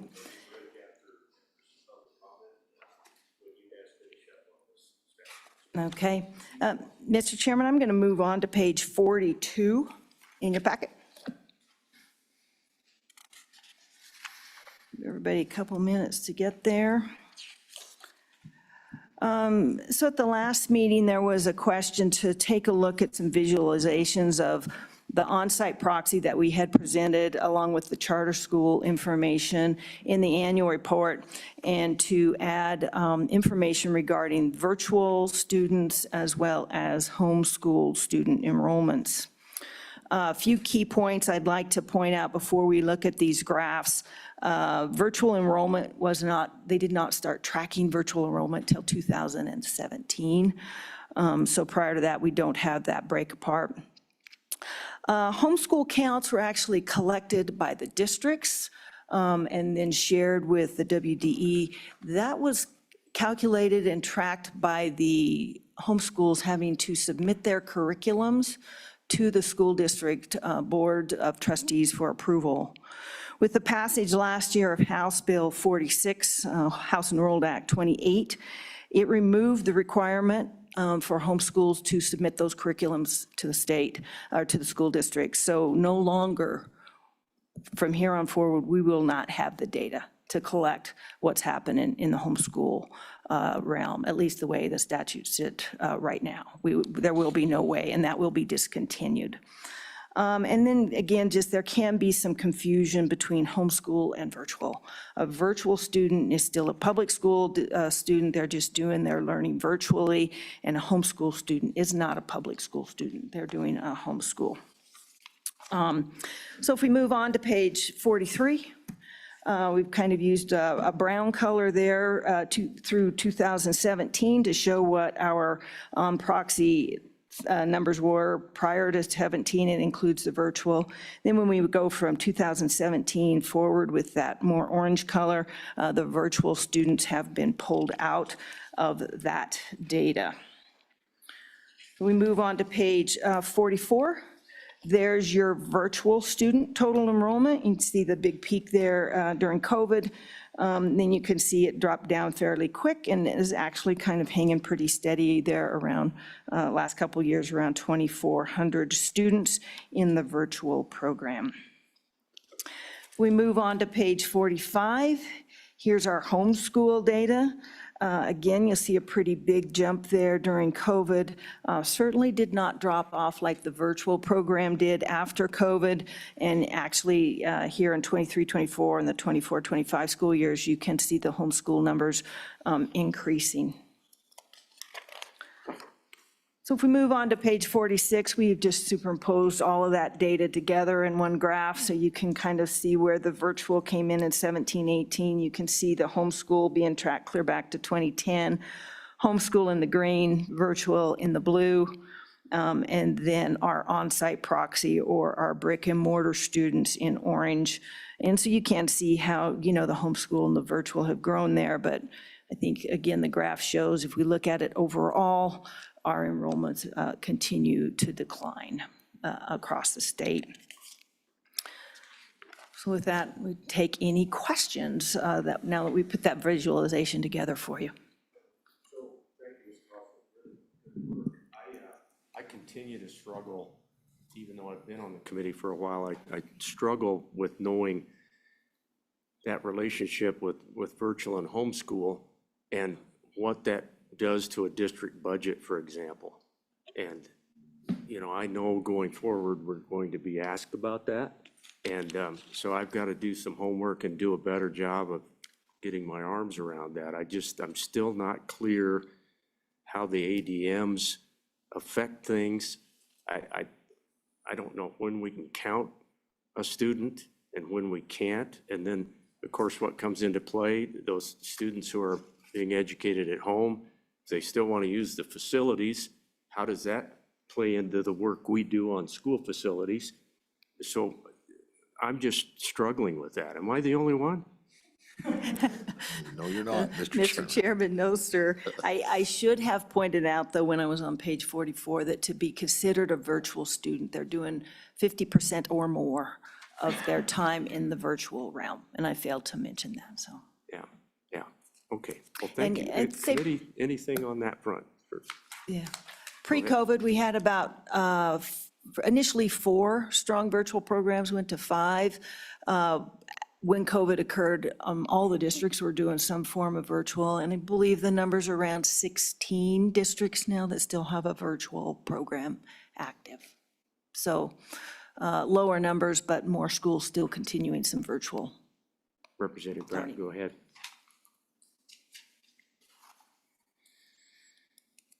Thank you, Mr. Chairman. I just wanted to let you know that I've been told that many districts, when homeschool students are participating in their programs, that they just submit to the department percentage of ADM and have been reimbursed for that, so. Thank you for that. I appreciate it. Yeah, I think that's the case, and just lots of little points I've got to refresh my memory on, as this all comes into play, so. Ms. Carlson, please keep going. All right, Mr. Chairman, I think we are moving on to page 47, and we're going to let our esteemed Mr. Rexis take over for us. Yeah, Mr. Chairman, before we move on, these are the 4 items now coming up that were kind of more informational. They aren't really shown by a bullet point in the agenda, but they were, again, questions that came up previous meetings. My intent is, Mr. Chairman, to hit these at a pretty high level, so we'll get through them again in the interest of time, and I know we're already over. But then, we provided documentation in there, and again, answer any questions as we go through, but I'm going to try and have staff and myself hit it pretty. Director, that's a good idea. Let's just go 30,000-foot view. We've got a section later in the day when we're going to talk about major maintenance again, and the committee can then have a few minutes throughout the day to look at any of this stuff, and we can bring something up a little later. But if you'll just go 30,000-foot view, and then we can finish up this section and move ahead. Okay, thank you, Mr. Chairman, and John, if you would. Thank you, Director. Good morning, Mr. Rexis. Good morning, Mr. Chairman. How are you? I guess you announced me, so I'm not sure I need to introduce myself. Oh, that's right. Really good. Yeah. I'm going to try to hit this topic as quick as I can. This is an informational item that was based on a request that came in the last meeting. I'm really happy that we were working on this previous to that request, because I still think we have a little ways to go. And when I say that, what I'm saying is there's a lot more to the big picture here than just making a cost per square foot comparison between our schools and schools from bordering states. There's a lot more, I think, that we need to consider that paints a much larger picture for us to let us know exactly where we stand in relation to those neighboring states. What I've provided today is a compilation of information from 3 different entities that have provided that to me. And there's quite a large degree of disparity in some of the numbers. And I think it all boils down to how you ask the questions, how the people understand the questions, the information that they provide to you, and how you interpret that information. So long story short, I think there's a lot of different variables in here that could affect that cost per square foot. And just to name a few of them, right off the top of my head, you've got, your quality of finishes, your features that are included within that cost per square foot, any site considerations, what do the athletic facilities look like, what are the soil conditions, subsurface, and what are the available resources for that region. So all of those things, I think, need to be taken into consideration, and we're working towards that. We're currently beginning our review of adequacy standards and design guidelines. We're reaching out to other states to understand more of that, and I think it's probably going to be beneficial for some of us to go and visit some of these other places and get some boots on the ground and see what's out there. But I think we're off to a good start that should give you some degree of comfortability with where we're at with our costs here in the state of Wyoming. When we do budget for buildings, sometimes it's 2 or 3 years in advance. And what we try to do is we try to budget for all of the needs that a district may have and some of their wants, so that they have that local control to prioritize what's important to them and include that within their building, but overall still to have adequate facilities to deliver the basket of goods for education. So this document includes some insight into general cost comparisons, but it outlines some of the other considerations that may affect that larger picture. We provided you with information from 23 to 25 on our school construction costs in Wyoming. And then there are a lot of schools in a table in a following exhibit from a much larger window of time for your consideration, because there's just not a whole lot of current active construction projects going on around us. There are some, but the more that I can include, the better it paints that picture for you. We do have some schools on that exhibit from Utah, Colorado, Idaho, and Montana. And we also have identified factors that influence higher or lower costs on those particular buildings. We have 2 exhibits that are attached. One is Exhibit A that has a list of all those schools. It's got the size of the school, it's got the dollars per square foot on that. If you were to multiply the dollars per square foot for each one of those schools to come up with a total dollar value and then divide that by the total square footage, what you're looking at is, actually, we've got a typo or an error in this document. We pulled a couple outliers out that we felt like we needed a little more information about, so we didn't adjust it. But essentially, you're looking at $467.60 a square foot as an average from those schools on that page. Now, once again, I want to impress upon you that some of those go back as early as 2018, 2019. And that's the purpose for the second exhibit, which kind of shows on an average where we were at within the state for that period of time, so that you can make kind of an apples to apples comparison from that snapshot in time.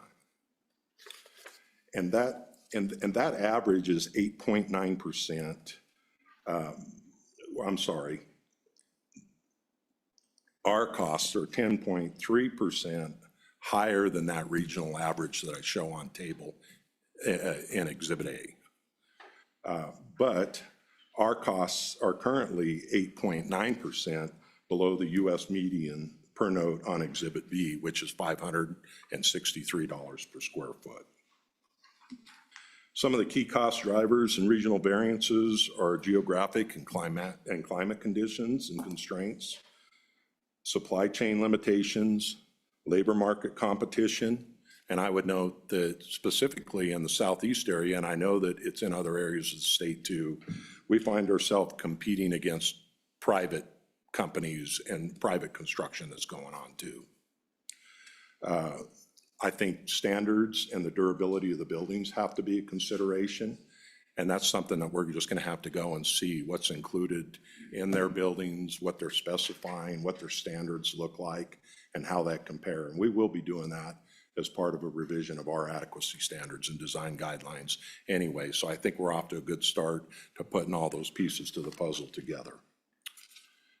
Currently, our position and forecast is that if we take our baseline, which is the 2025 dollars per square foot averaged out for all the different types of educational facilities within the state, we're looking at about $513 a square foot on average.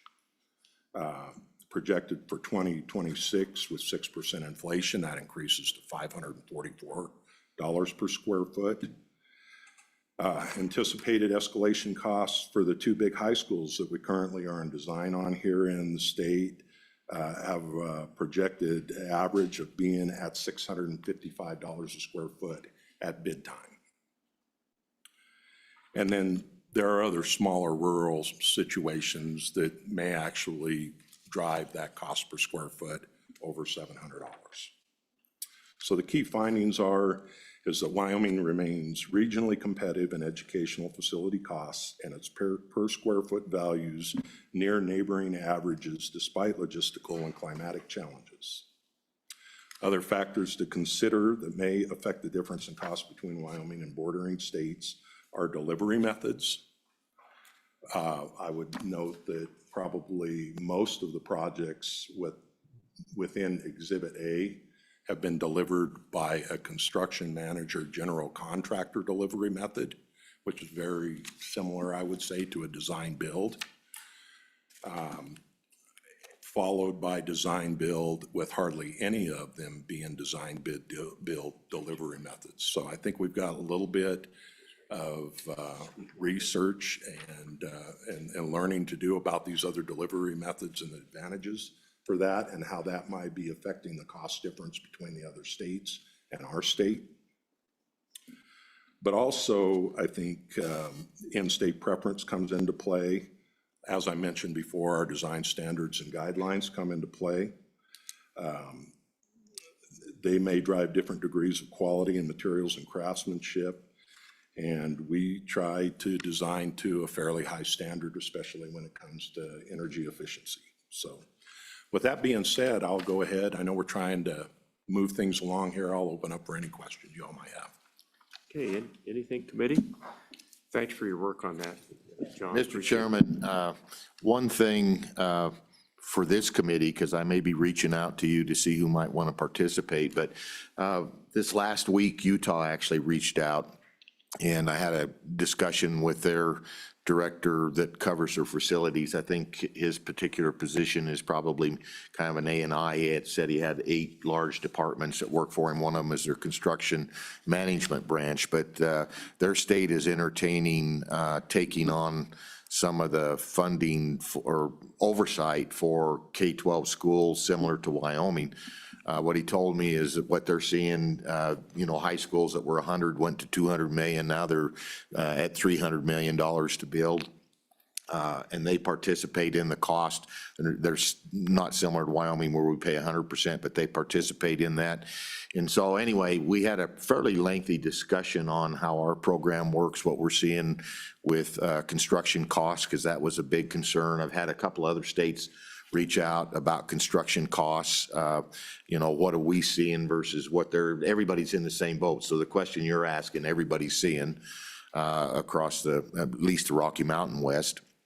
And anyway, when we were done, they thought maybe a 1 or 2 day meeting, they would like to come out, some of their staff members and perhaps their legislative members, come out and see what we're doing in Wyoming and how we're managing our projects, and talk to them about some of the data and the systems that we're trying to do for long-term,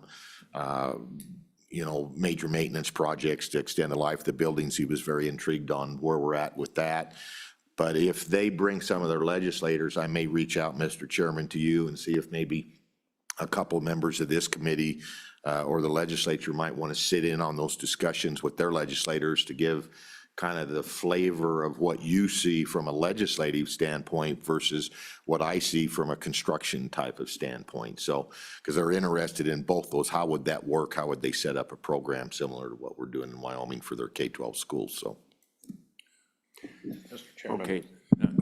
And I'm trying to fight my way to a break for the committee here pretty quick, but let's try to get on through it. Thank you, John. Mr. Chairman, I just wanted to add a couple of things. I was able to do a little bit of my own research last night into this, and there are a few things that I think are important to note on Exhibit A, which is that table that shows bordering states' costs.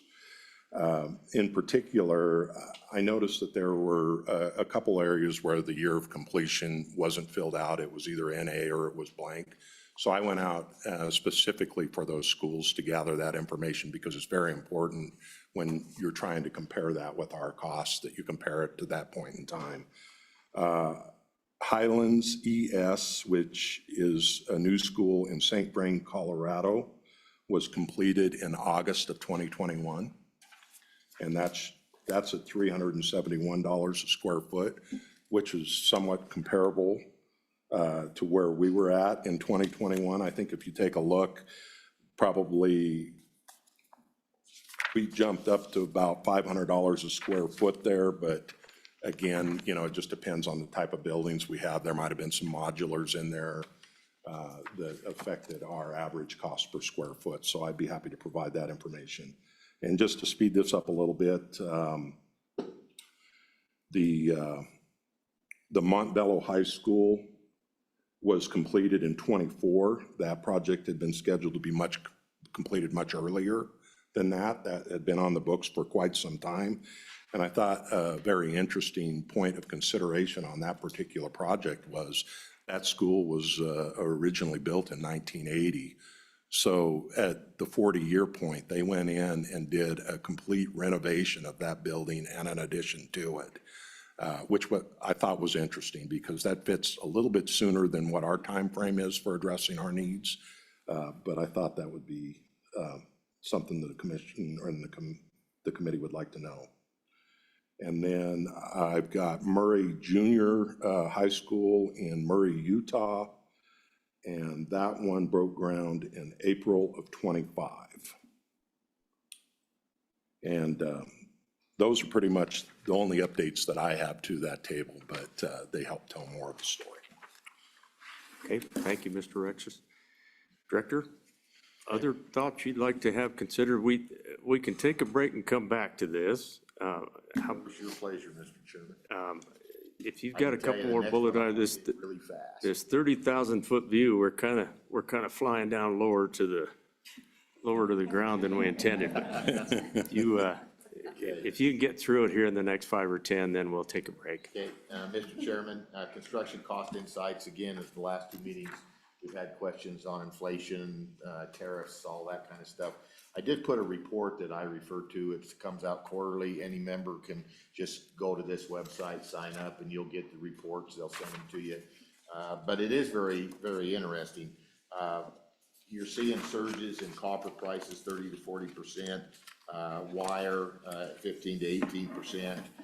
Within the report, insulation was down like 22%. Lumber, in some cases, is up depending on what it is. Some it's down.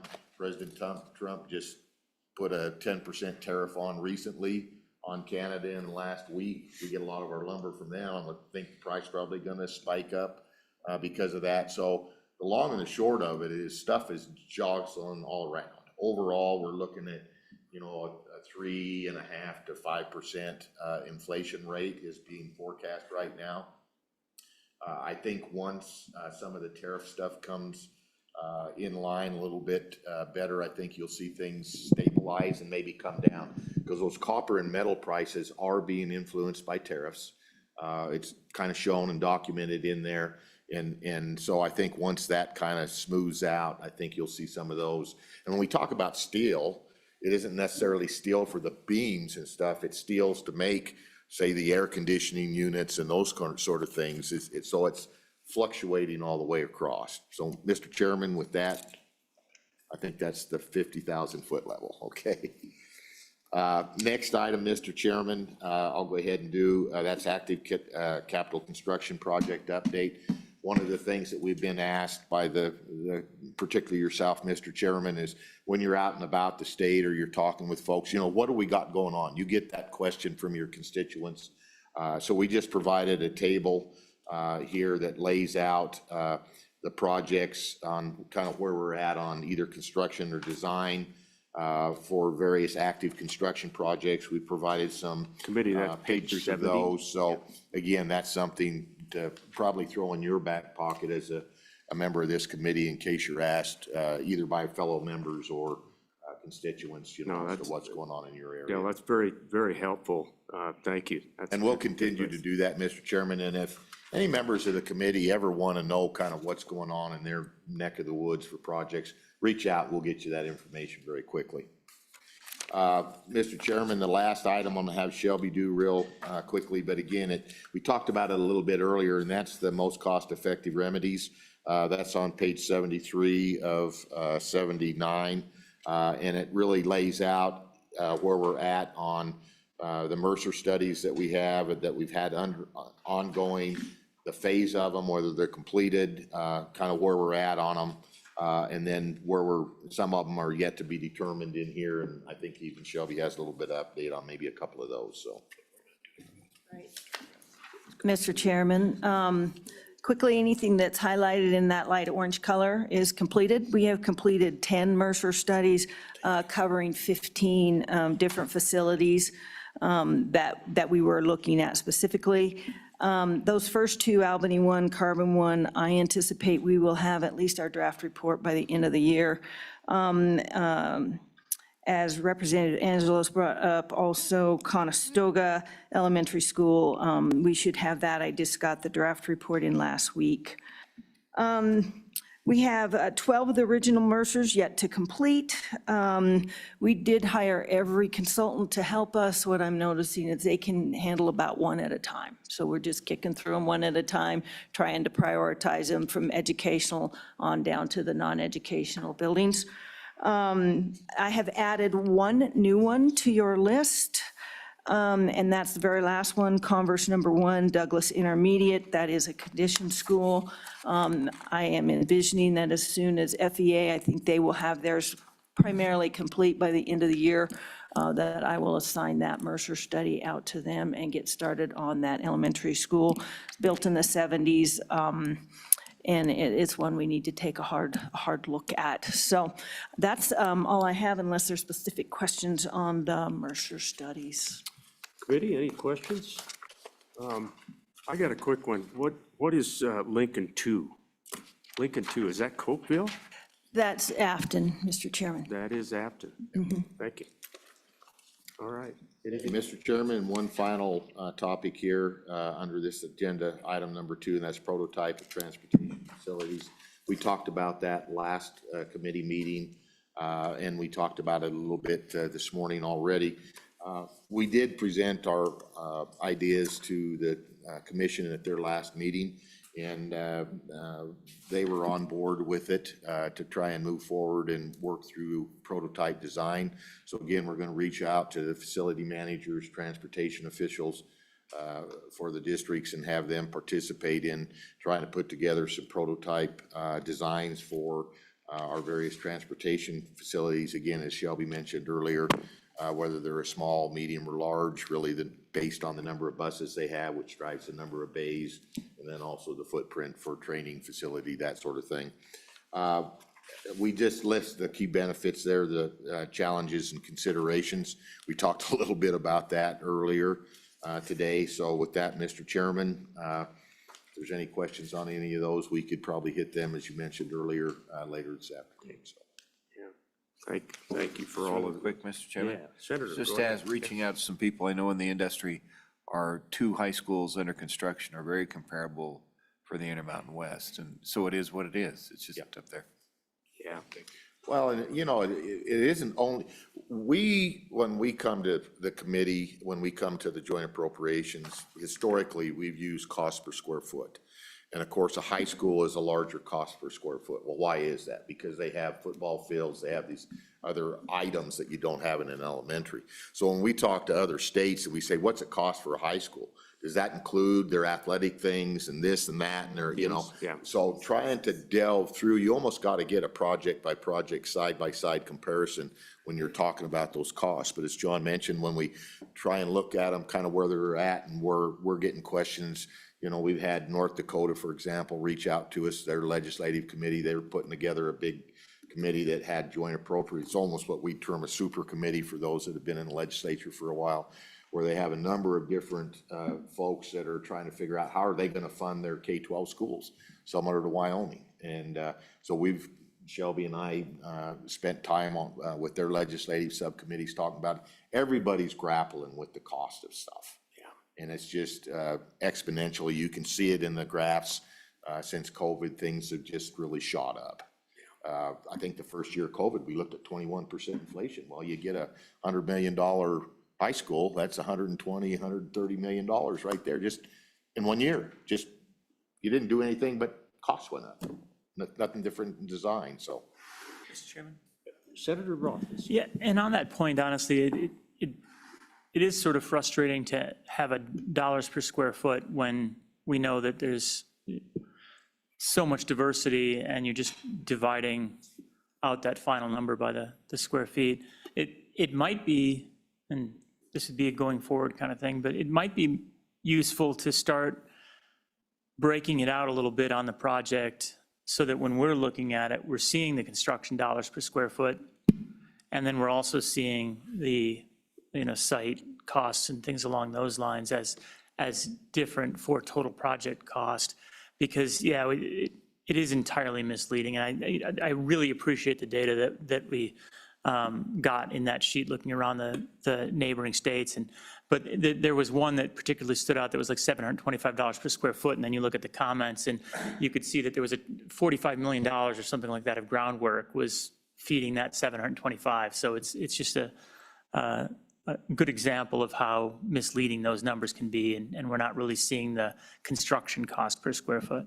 So thank you for that update. Yeah, That's Mr. wonderful. Chairman, Senator, we're I working think on that the is a good prototype caution. for the transportation facilities.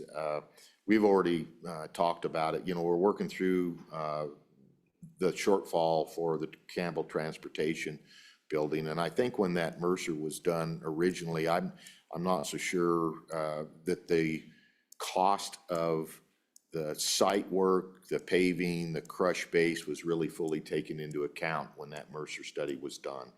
And so when we look at the cost for that transportation facility, you have this small building located on this multi-acre site that's going to be paved for multi-acres to house 150, 180, 200 buses.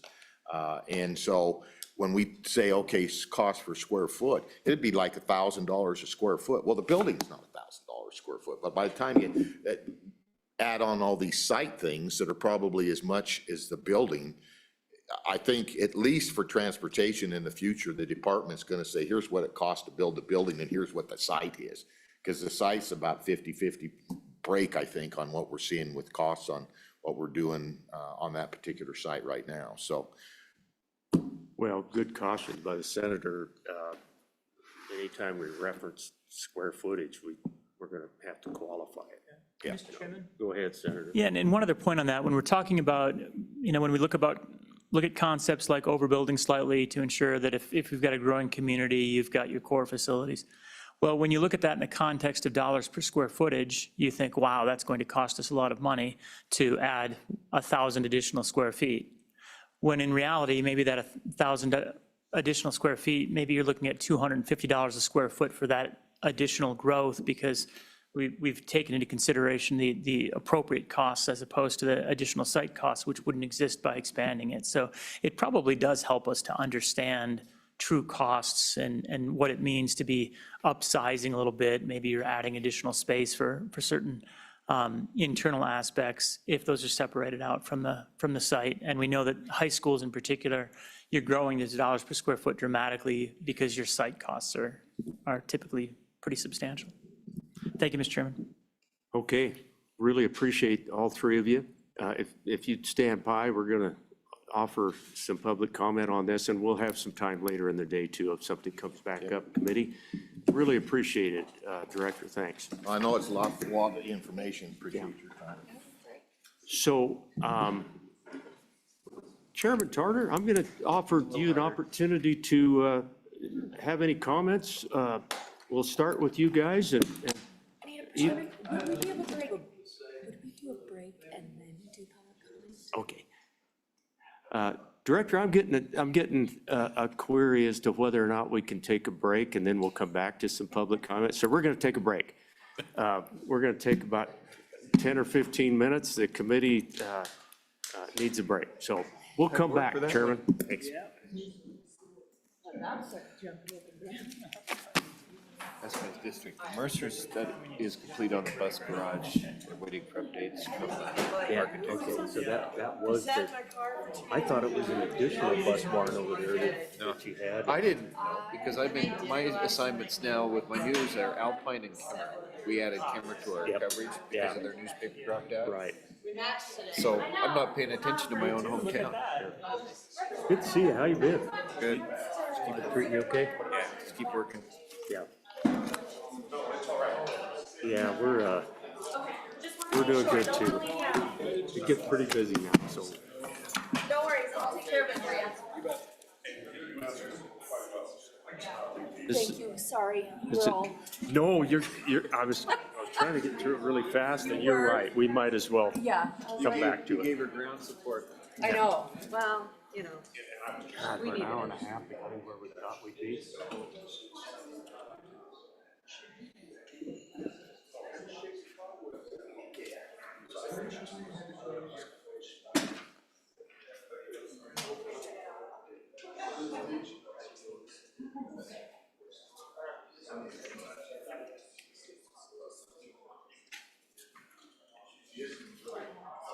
Did you grab the stack of these? Actually?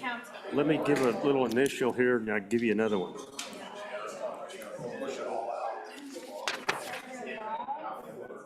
Oh, you know what? He's got it laying right there. I think it's filled out, isn't it? Is it done? Okay. Nice work. Thank you.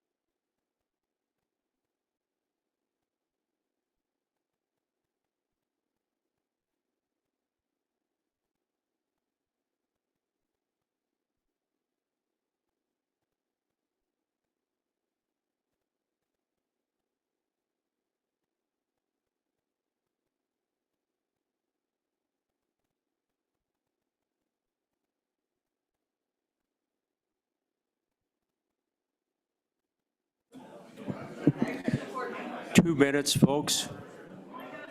We'll get started in about 2 minutes.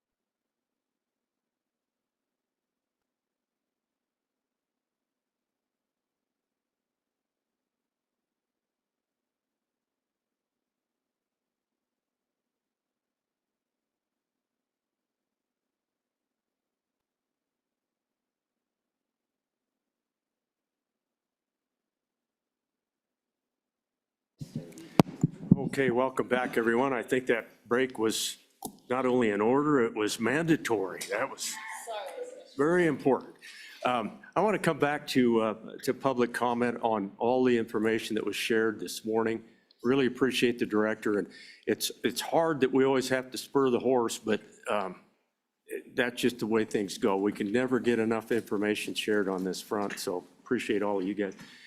Chairman, would you have any public comment, or I sure want to give you and your commissioners any opportunity? Yeah. Okay. Well, thank you for your efforts and the work that you do to get it to this level. I was just telling our new senator that I think this is always one of the most well-vetted and carefully crafted pieces of legislation that goes forward. It's when we get to the session that it sometimes gets treated like a ping pong ball, but we do good work all the way up through the commission's effort, obviously the agency, and then it comes to a select committee and we go over it again. So anyway, good stuff. Thank you to the commission. Other public comment? Ross, take it away.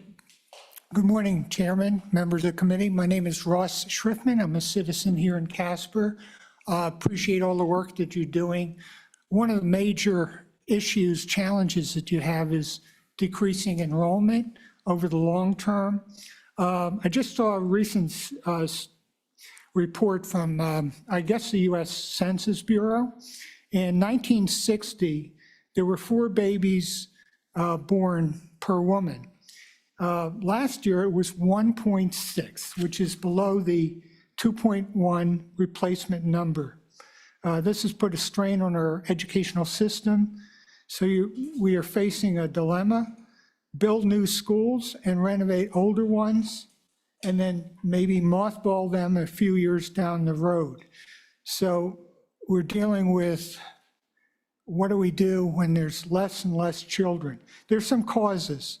Couples are having babies later in life, which may result in less success in conceiving. Many people consider babies a burden to career and lifestyle and prefer to remain childless. Then there is abortion, 1 million per year in the US. In Casper, in the last 2.5 years, more than 800 babies have lost their lives to abortion. How many future students have we lost already? 1/3 of US Gen Zs were never born. 26 million were killed in abortion. Then, to a lesser degree, the mutilation of children who believe that they are opposite sex results in the possibility of a lifetime of infertility. Mr. Schriftman, let's try to Yes. move on through it. Yeah. Remember, this is school facilities Right. that we're talking Well, about here. this is so, relevant yeah. to some degree, and I will I'll grant move you a on. little leeway, but Okay, let's I try it. understand. Yeah. So how does this affect Wyoming? 2 weeks ago, the Natrona County School Board of Trustees honored the teachers of an elementary school for their hard work in increasing student proficiency. Later that week, the board announced that they decided to close that very same elementary school. I do not know all the details. However, enrollments in our districts have decreased, and many parents are looking for alternatives to traditional public education. So my comments are just basically to thank you for all the hard work that you're doing, and that this is going to be a long-term challenge that we're all going to have to deal with. So thank you for your time and your work. Yeah, thank you, Mr. Schriftman. Appreciate you stopping by, and you're absolutely right. Numbers are on our minds all the time on the education front, and this panel is pretty well aware of. I think we have 44 out of the 48 districts that have had a reduction in students in their districts over the last 2 or 3 years. Yeah, So and as you mentioned, there's been schools here in Natrona County that have been mothballed. And so thank you again. you bet. Any questions? Thanks for stopping by. Sure. Appreciate that. Any further comment on this morning? Anyone want to provide any public comment on what we've covered thus far? Come on forward, gentlemen. That microphone doesn't turn green, but it does come on, so. All right. I like the way you've lined up. Troops, take it away. Let's start wherever you guys want to. Mr. Chair, I'll start. Dave Bartlett, Campbell County School District. Thanks for the opportunity. Just 2 quick points, and I'll be done. First one, in talking about the transportation and prototypes, one thing to keep in mind would be, again, size of fleet. When you look at the current standards, you've got small, medium, large. Campbell County, largest fleet in the state of over 200 vehicles. So that really does change things. So what I would tell you is when you look at the building, having one in current design, we're at about $387 per square foot for the facility itself. But our site work is coming in about $8 million. So with the number of vehicles, that really will impact it. What I really wanted to focus on was school security, and I was looking at page 15 of your handout, the 2015 study. And the only thing I would point out to the committee is since that study in 15, a lot has changed. And as I went down and looked at the prioritization of things, you know, the top there, locking systems and hardware, I would remind you that in 2015, many districts may have rekeyed but key patents do run out. And of course, that patent means in my district, I'm the only one that can get that particular key. Patent's about 20 years. And so that's our top priority right now, is ours is close to end of life. And that's about a $1.3 to $1.7 million project.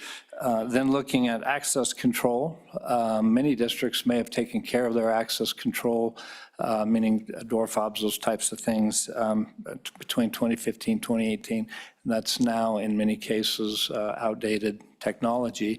In fact, in some instances, you can get a cloning device off of Amazon fairly cheap, which you can override the access controls. And so in our district, I know I'm talking with Laramie One, those are both areas of concern that we're going to rekey and do access controls at the same time. So again, from 2015 to today, what was probably state of the art then has changed.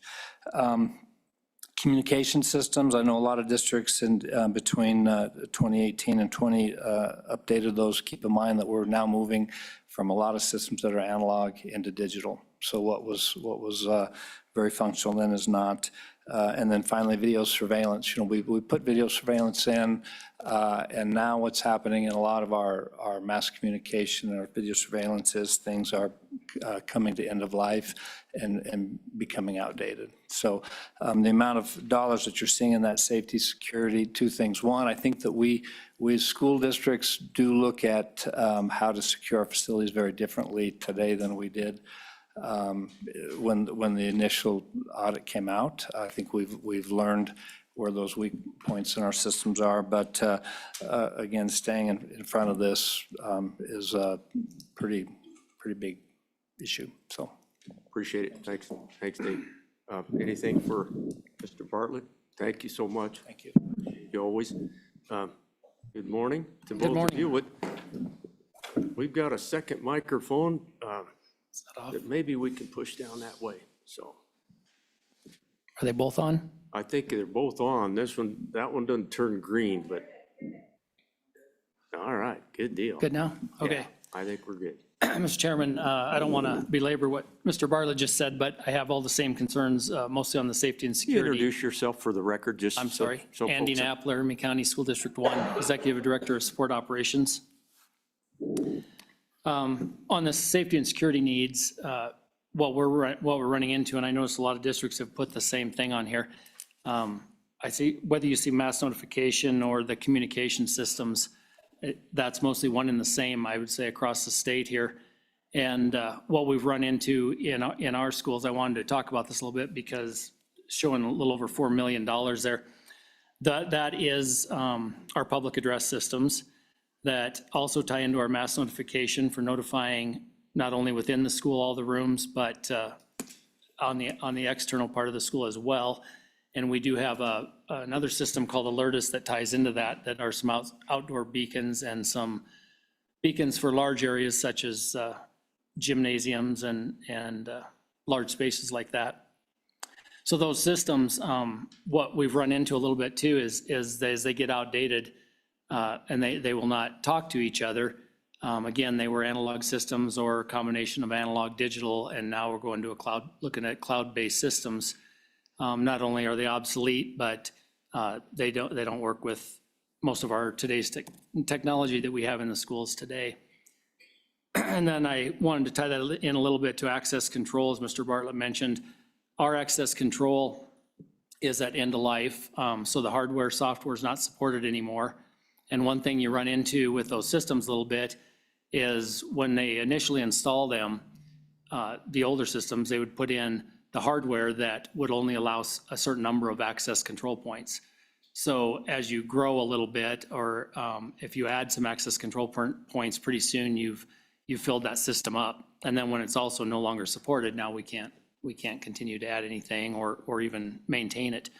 So we're looking at full replacement across the district of all of our access control, as well as our communication system in the schools. And I think something to keep in mind, the security as it grows, someone mentioned here a little bit ago, 7 years is a long time to anymore in technology. it's probably going to get shorter, but what we've found recently in looking at the updates for this, as we updated our smart boards in all of our classrooms, as we looked at new systems, some of those smart boards, that was our notification system throughout the school as well. And they will not tie into your computer system to notify everyone within the school. So what happened is, we have Microsoft systems and Apple systems. This also was the first year they allowed the school, some of the staff to have a choice of which laptop they wanted. Well, come to find out, the Apple system will not support our communication system to set off the alertus as well throughout the school. The other thing that happens on specific smart boards they're using, as long as you're using it as just a monitor for your computer, it will come through because it's being monitored through your computer. But if you go away from your computer and use the system that's set up within the smart board itself, now you've lost that communication system as well. So there's a lot of things that change in this as it goes on. We're 7 to 10 years into these systems as far as our access control and some of our communication. However, we also have some communication that goes back to when the schools were built. So as that goes on, the lifespan gets shorter in those. It gets harder to tie them together. And I think the update and maintenance is increasing pretty significantly. So I just wanted to touch on that a little bit. With that, that's all I wanted to mention. Mr. Knapp, thank you. Any questions, committee? Really appreciate that. Thank you. Good morning. Good morning. Thank you. My name is Charlotte Reynolds, Teton County School District. I just wanted to very briefly say thank you to this committee for your support of Teton High School project.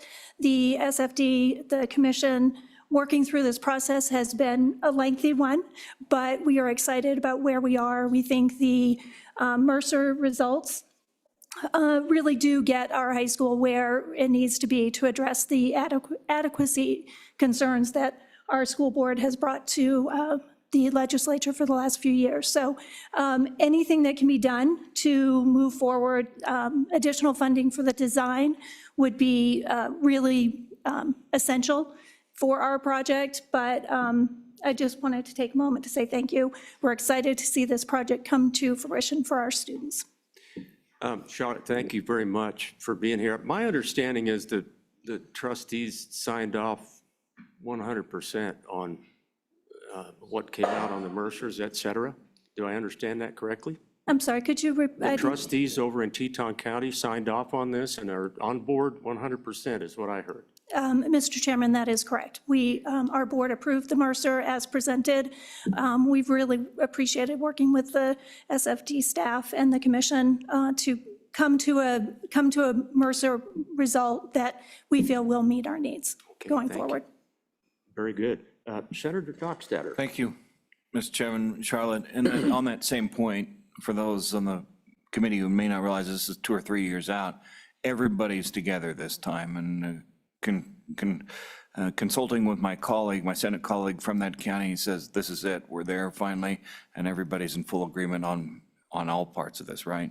Correct. Mr. Chairman, it's taken us a little while, but with where we've ended up, we think this is the right direction for our school now and in the future. So Senator Dockstader is correct. We're all on board. Thank you. Yeah, really appreciate you being here, Charlotte. Thank you. Anything else, committee? All right, thank you very much. Any other public comment on what we've talked about this morning? Do we have anybody online who would like to weigh in? Not today, Mr. Chairman. Okay. Oh, we do have one more. Okay. Hi there. Good morning. Hi. I'm Jody Ivaugh from Fremont County School District number 25. And I also want to thank you for the consideration of the new elementary school in Riverton. This has been a long process for the district. I haven't been a part of it from the beginning. Just came on in the last couple of years. This is my 3rd year as superintendent. Have really learned a lot from the State Facilities Commission and the State Department. Shelby and crew have walked me through, and I have learned a lot. If you have questions for me about that project, I'd be happy to answer them at this time. Sidebot, thank you. And it's only us really old people who have been around long enough to know that we've really worked hard up there in Fremont County, and so has your board and your staff, and so. We've made a lot of progress in these last few years with the closing of the elementary schools and the reconfiguration. It's been kind of a whirlwind. Yeah, it's been some challenges, but we're getting closer. We are So getting that's good. closer. Any questions for Ms. Sidebot? Okay, really appreciate you being Thank you. here. Yep, thanks. Okay, one more time. Any other public comment from this morning? Okay, I'm going to close public comment. We're going to move on. And just as soon as our good colleague, Ms. Heitrick, gets back, I'm going to see if she would walk us through LSO 0086, our K through 12 school facilities appropriations bill. And we'll walk through that initially, and then, of course, we've got our department here standing by, I'm sure, for questions and anything else that might come up. So we'll stand down here for just a moment. Okay.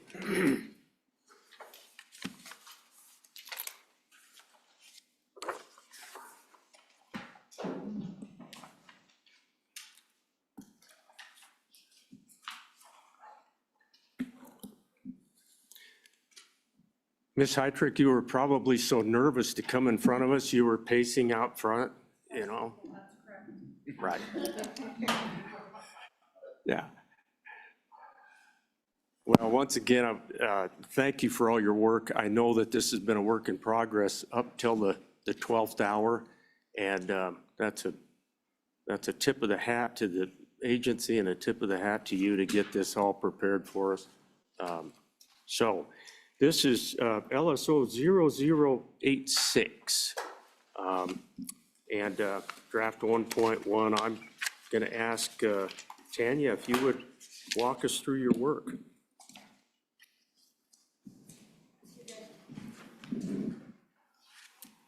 Mr. Chairman, members of the committee, Tanya Heitrick, I'm the Operations Administrator at LSO, also legal counsel for the various education committees.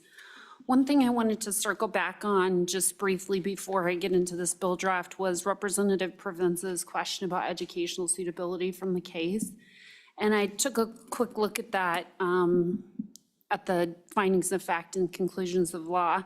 And Judge Furlicker does mention it in the context of educational suitability, but in the actual order, he doesn't reference it specifically. He just notes that overall, the holding is that the state failed to maintain a constitutionally compliant school facilities finance system by allowing unequal and inadequate facilities to exist for too long of a period.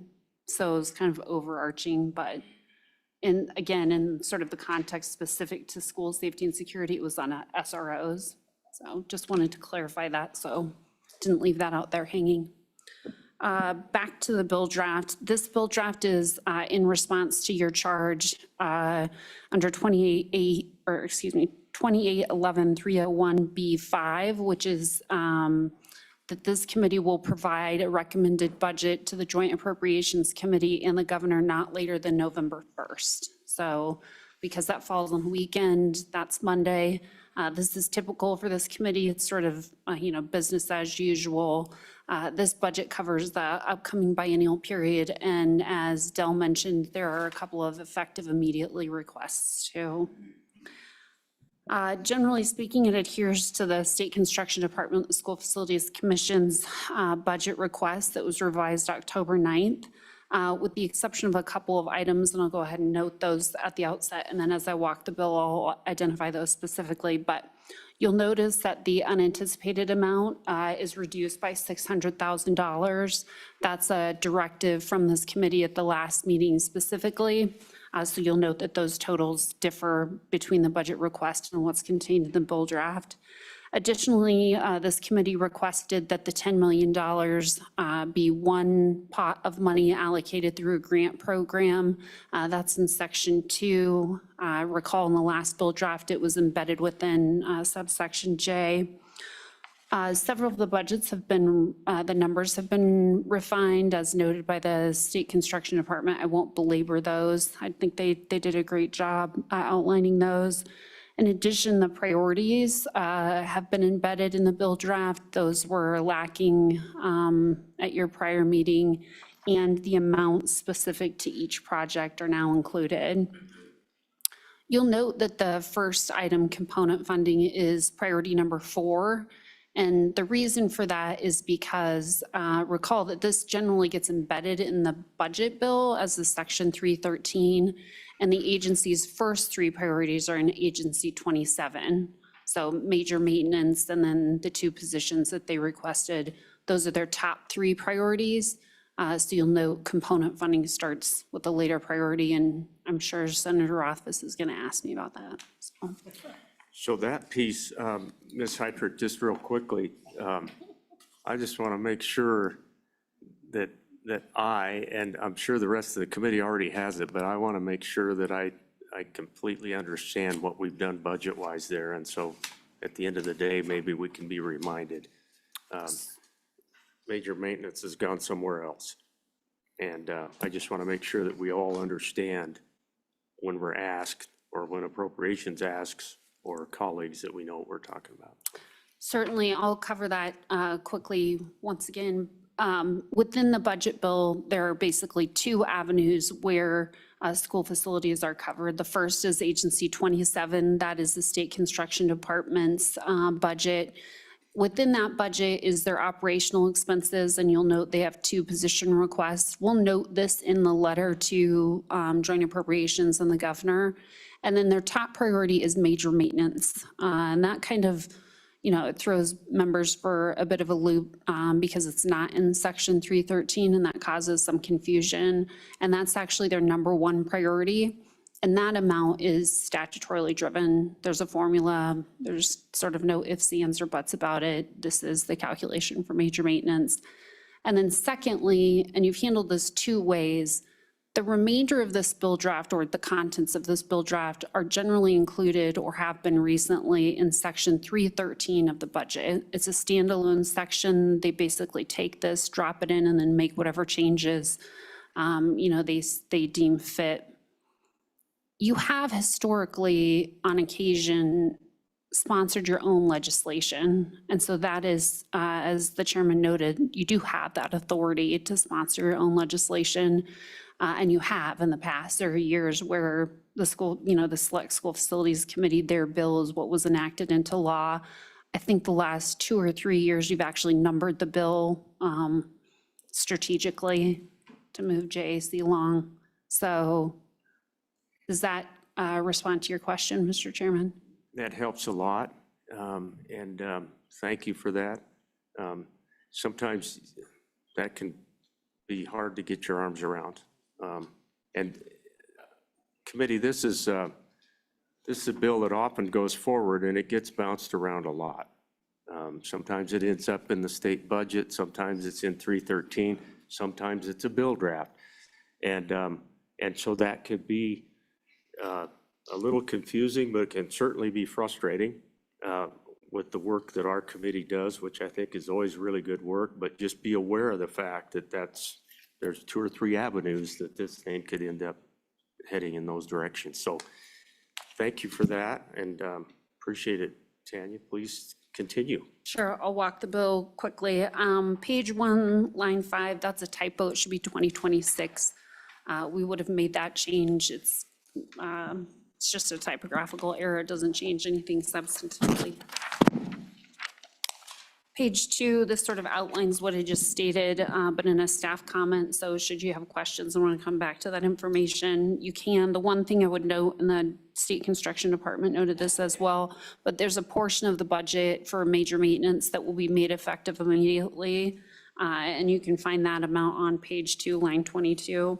Section 1 of the bill, these are the appropriations and the sort of parameters for expending the funds. And just sort of moving through those quickly, subsection B identifies the priority. That's a new section. It wasn't in the bill draft previously. That's on page 3, lines 1 through 5.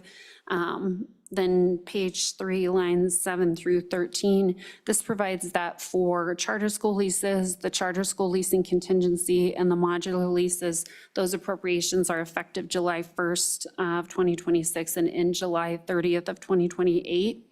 That's different from the amounts appropriated for the projects, which can be found, that language controlling those appropriations can be found on page 3, line 15 through page 4, line 5. And so for component, design, construction, demo, and unanticipated, those funds are with the agency until the project is complete. And then they'll revert as noted by Dell in the 26 million or 23 million. Page 4, lines 7 through 14, this is subsection E. This aligns with the statutory language and has been included in budgets in the past. And I know the State Construction Department has some comment about sort of the restrictive language on page 4, line 10, related to any emergency or unanticipated need. Technically, they are correct. They can submit a budget. They're one of the agencies that's able to do that annually. And so if the committee wanted to consider either taking that out and just relying on the statute, but I'd leave it to the State Construction Department to make those comments. I just wanted to note that it's been in the budget bill for a long period of time. Page 4, line 16 through page 5, line 4. This just adheres to the prior practice and language contained in prior budgets. Basically, they have to adhere to a schedule and the process, and notes that it's not binding on the State Construction Department or the School Facilities Commission. Page 5, lines 6 through 11, this is subsection G, basically states that the funds contained within this bill are not an entitlement. Page 5, line 15 through page 6, line 2, these are reporting requirements specific to these appropriations and arguably are somewhat redundant with what's in statute. Subsection J, page 6, line 4, this is really where the appropriations start and probably the most interesting portion to the members of this committee. Component funding is contained on page 6, beginning on line 9. You'll note that these funds are effective immediately. You'll also note that the total of the projects, sort of running down onto page 7, line 21, don't add up to $31,661,322.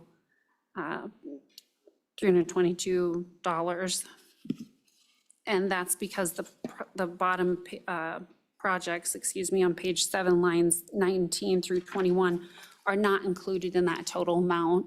The State Construction Department noted that, so we utilized the language from the cease and transfer bill that Senator Rothfuss noted last time, which provides that they can modify prioritization of projects contained in this paragraph to optimize efficiency or based on project readiness. So as far down as that list as they can get, that's how far. So those final 3 were late additions, is that? Mr. Chairman, they're not late additions, they're just additional projects for them to be able to utilize the funds on. So hopefully they can get sort of a bigger bang for their buck, or they're able to go with those projects to use the funds most efficiently. Yeah. Mr. Chairman, this has been standard practice in the past. The department and districts estimate these budgets, and if there's additional funds left over, they just continue working down that list with these additional 3 projects.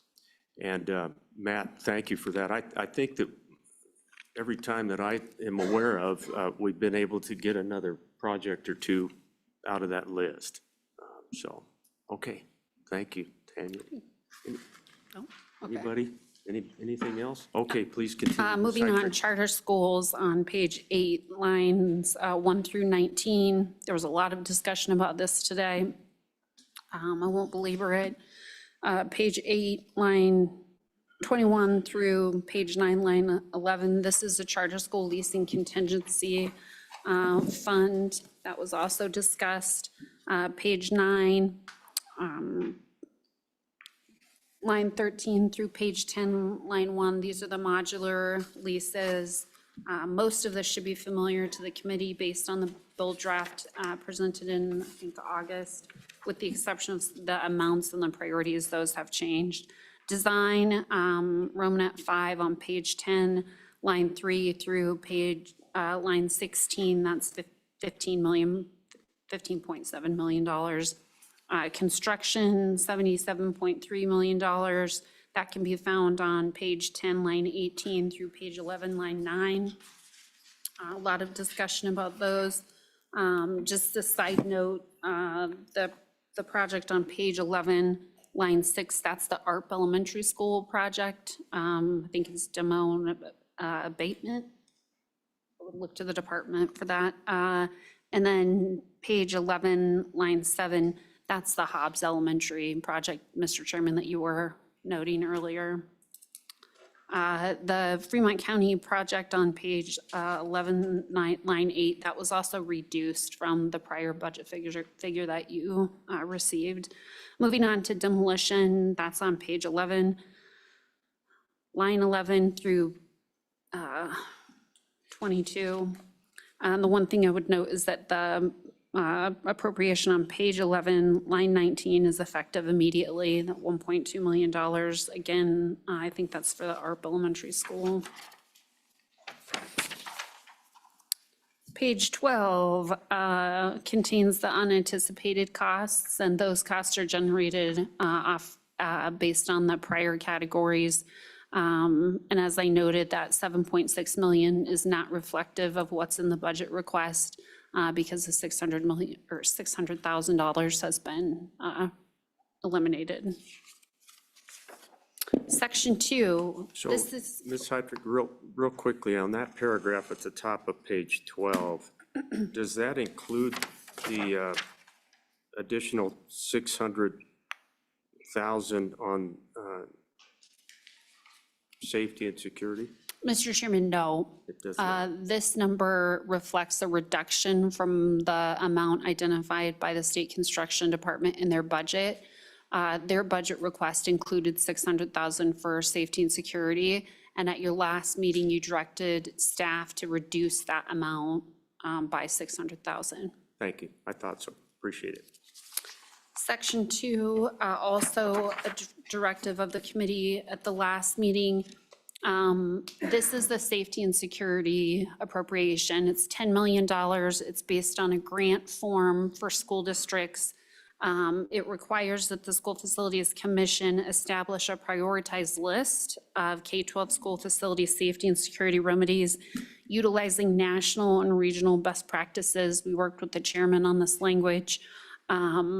And also sort of 3 buckets that they can utilize it for in response to really their request in the budget: the design of security vestibules and vehicle barricades, and then approved prioritized school district safety and security remedies. So it would sort of give that oversight to the commission and the department and require them to have some type of prioritized rubric in distributing those funds. And it also calls for school district input. I know the director mentioned that school districts have been very vocal in their needs, and so that could be a consideration for them as well. It requires that the projects be included in the school district facility plan and that they're the most cost-effective method. I know the State Construction Department had some comments on that as well. Felt like perhaps that was a bit too constraining for things like door locks. And so maybe you could eliminate the reference to 21-15-117, but keep some sort of mechanism in there to ensure that even if they are door locks, that it is the most cost-effective remedy. The last piece on page 14, line 14 through page 15, line 5, this is subsection D. These are reporting requirements to this body, to the JAC, and to the governor for expenditure of those safety and security funds. And then finally, page 15, section 3 just provides that this bill is effective immediately. That's necessary because of the component funding, the request for $1.2 million think there's one other, Teton Design. So, Ms. Heidrich, thank you very much. Back on page 13, that, you did a great job of explaining what was an attempt to put at least some guardrails in place, committee. If we are to stand up an amount of money to the tune of $10 million on safety and security out across, it just felt like it was necessary that we have some kind of protocols in place. Prior to this, about 10 years ago, when we first addressed the safety and security and put quite a bit of money toward it, it took an interim or so to develop a rubric as to how we expect that to be spent and what you could and could not do with it. So that's what that language reflects, and I appreciate Ms. Heidrich trying to help us with that. So we can spend whatever amount of time on that, but I wanted to make sure the committee knew that, that at least tries to put some language in there that gives us some assurances. Hope that makes sense.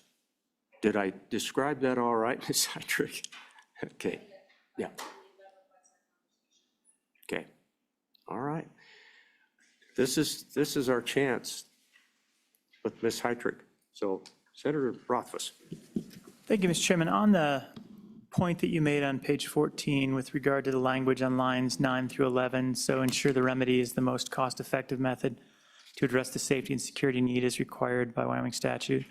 The concern I have there, which you alluded to, is that, I don't think we need a study for everything, but I think there needs to be some justification that it's cost-effective. I think the last thing we would want is to do 40 Mercer studies to spend $8 million. So how can we thread the needle there so that it is a cost-effective approach? And maybe it is just removing the statutory reference so that they don't have to adhere to our most cost-effective remedy practice. But I'm still worried at that point that the interpretation of the words most cost-effective method would require a Mercer study by an independent third party. And I'd worry that we'd spend half the $8 million on studying how to spend the $8 million. Ms. Heidrich? Mr. Chairman, Senator Rothfuss, it's a policy decision for you all. I really just put this language together for response and at the direction of Chairman Landon, and so certainly you could take that out. I know that's a concern from the State Construction Department. I did use method instead of remedy, but to sort of deviate it, but you could certainly, I'm not married to that language, and I welcome any feedback you might have. I think, Senator, really a good job of honing in on a couple of spots that we need to think about and talk about. If we're going to forward a recommendation of this kind of budget figure, I think we all want to make sure that it gets spent properly, but I share your concern. I don't want this thing to get so bogged down that we can't get that money out on the street, because safety and security, we're all about that. So go ahead, Senator. Mr. Chairman, if we scaled it back a little bit and said something along the lines of, and this is the commission taking action, right? So if the commission is obligated to ensure the remedy is cost-effective, is a cost-effective method to address the safety and security need as required, instead of most cost-effective remedy or something along those lines, it's just cost-effective. That puts an onus or a little obligation on the commission to believe that it's cost-effective without necessarily having to do a full study. And maybe they have the judgment, if you've got a $3 million solution, maybe you do want to do a study. But if you've got $20,000 that you're going to spend, then don't do a study. So that flexibility might be an appropriate solution. Maybe that's a compromise. Yeah, I like that, Senator. And the other thing that was in my mind is somehow take advantage of collective opportunities. But I'm not sure how we reflect that in language like this. I know that our agency would, no doubt, and our commission would want to make sure we take advantage of, if we're buying this system in 2 or 3 different districts, let's make sure that we combine forces. But I didn't know how to approach that language-wise, so I would certainly hope that we would always do that. But anyway, anything further for Ms. Heitrick on any of the pages, not just on page 13 and 14? Any questions about the drafting of the bill? Any question is appropriate to make sure we understand what we would be voting to send forth if we do so. Okay. All right, Ms. Heitrick, nice work. Thank you. And thank you, Mr. Wilmarth, for standing by. I think there'll probably be some questions for you later.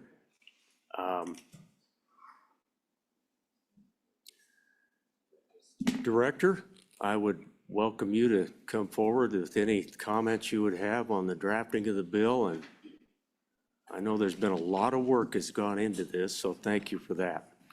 Okay, Mr. Chairman, is this one on? I think it is. You can tap it or something to make, there you go, yeah. As I mentioned earlier, I think your LSO staff did a great job of representing what, we had presented. I know our staff worked closely with their staff to try and make sure that we didn't have to write a bill in committee.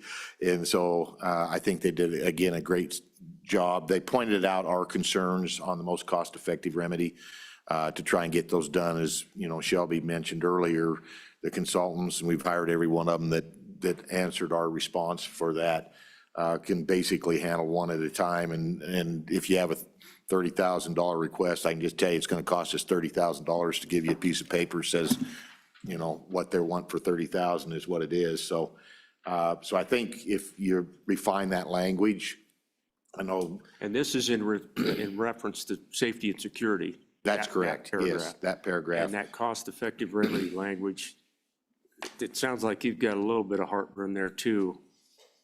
Yes, we actually visited with your LSO staff late last week on that when we were going through and looking at that, because I just see that as perhaps us being being forced to do a study on every one of those projects. And as you mentioned, and as the staff mentioned earlier, when we rolled this out in 2015-16, there was a lot of, how are we going to roll it out? What's it going to go to? It was a lot more prescriptive on the front end, and that's because it was new on the program. But what we found is it really delayed a lot of what the district wanted to do and what the district's priorities were, because they varied from item 1 through 20. And finally, I think a couple of years into that program, it opened up wider for the districts to be able to address any of, I think there's 67 or 76 items under that security protocols. And so so it isn't like today we're starting off with this program. The districts have utilized the program for a lot of years. The commission is familiar with it. And it truly is one of the things that when I was previously director with the commission that was there, as well as the current one, this is of a very high interest to the commission to oversee these funds for safety. So I think with that, maybe putting a little more, relaxing the requirement for a study, I think would certainly help in that, because again, it's a program that's been around for about 10 years. So go ahead, Senator Rothfuss. Thank you. Looking at this language, we could wordsmith the language, or alternatively, I was contemplating just striking the language, the entire clause. Is this going to be a problem where we've got a substantial risk that their proposals will not be cost-effective approaches to security? Is this something we should really be taking a close look at with that $8 million? Or, I mean, you've already basically got the list is what I'm getting at, right? So I don't know if I should be worried about this or if we can just cross the clause out and move on with life. Well, and from, I guess, public testimony you heard from a couple of the districts, they're wanting to rekey things they've already rekeyed or use the system they've already used and just go to the latest generation of that system.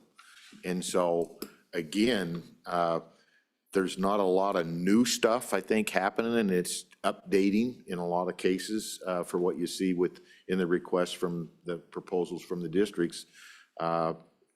We've added vestibules, we've added bollards over the years. Those aren't new. It's just the focus to try and get those on all the buildings. So, Director, I guess what stays in my head is this, so we have an appropriation. Any concerns on your part that we will be able to roll this out in a good and prioritized way? And how does that prioritization work, and what does it look like? I mentioned earlier in the day, we've got 6 or 7 districts that didn't get back to you. And they might be the districts that need the most help. You just don't know for sure. So are there any concerns on your part that if we're able to get this appropriation in place, can you roll it out and address, we're always gonna have some that miss the bubble. You mentioned we need 20 million. We're talking about a $10 million. Does that make sense? Mm-hmm. So there's going to be some competition for these grants. Mr. Chairman, I think the language here where they need to come before the commission for their proposals for what they want to do, as I mentioned earlier, I think from our perspective as a staff looking at if we want to roll it out based on those priorities within the documentation that we got from the districts. If you look at priority 1 and 2 that was on that one chart, that's 6.6 million. And then if we use 3 million for the design of the vestibules and the bollards to bring that construction cost forward next year, that pretty well utilizes that. And it leaves a little bit of money. So I think within that, if those 4 districts, depending on what they want to have done, fit within those criteria, we'll notify them that here's the outcome from the legislation. We're looking at priorities 1 and 2. If you have those projects, and we already have the documentation for 41 districts, so all but 7 districts. And I would say, I think on relative importance that I see this to the districts, we ask the districts for a lot of response on different items, and we're usually lucky if we'll get 20, 25 districts to respond. You got 41 of the 47 that responded to this, and in a fairly short time frame between the last meeting and then for us to put it together and put it, into this book that's published ahead of time for this meeting.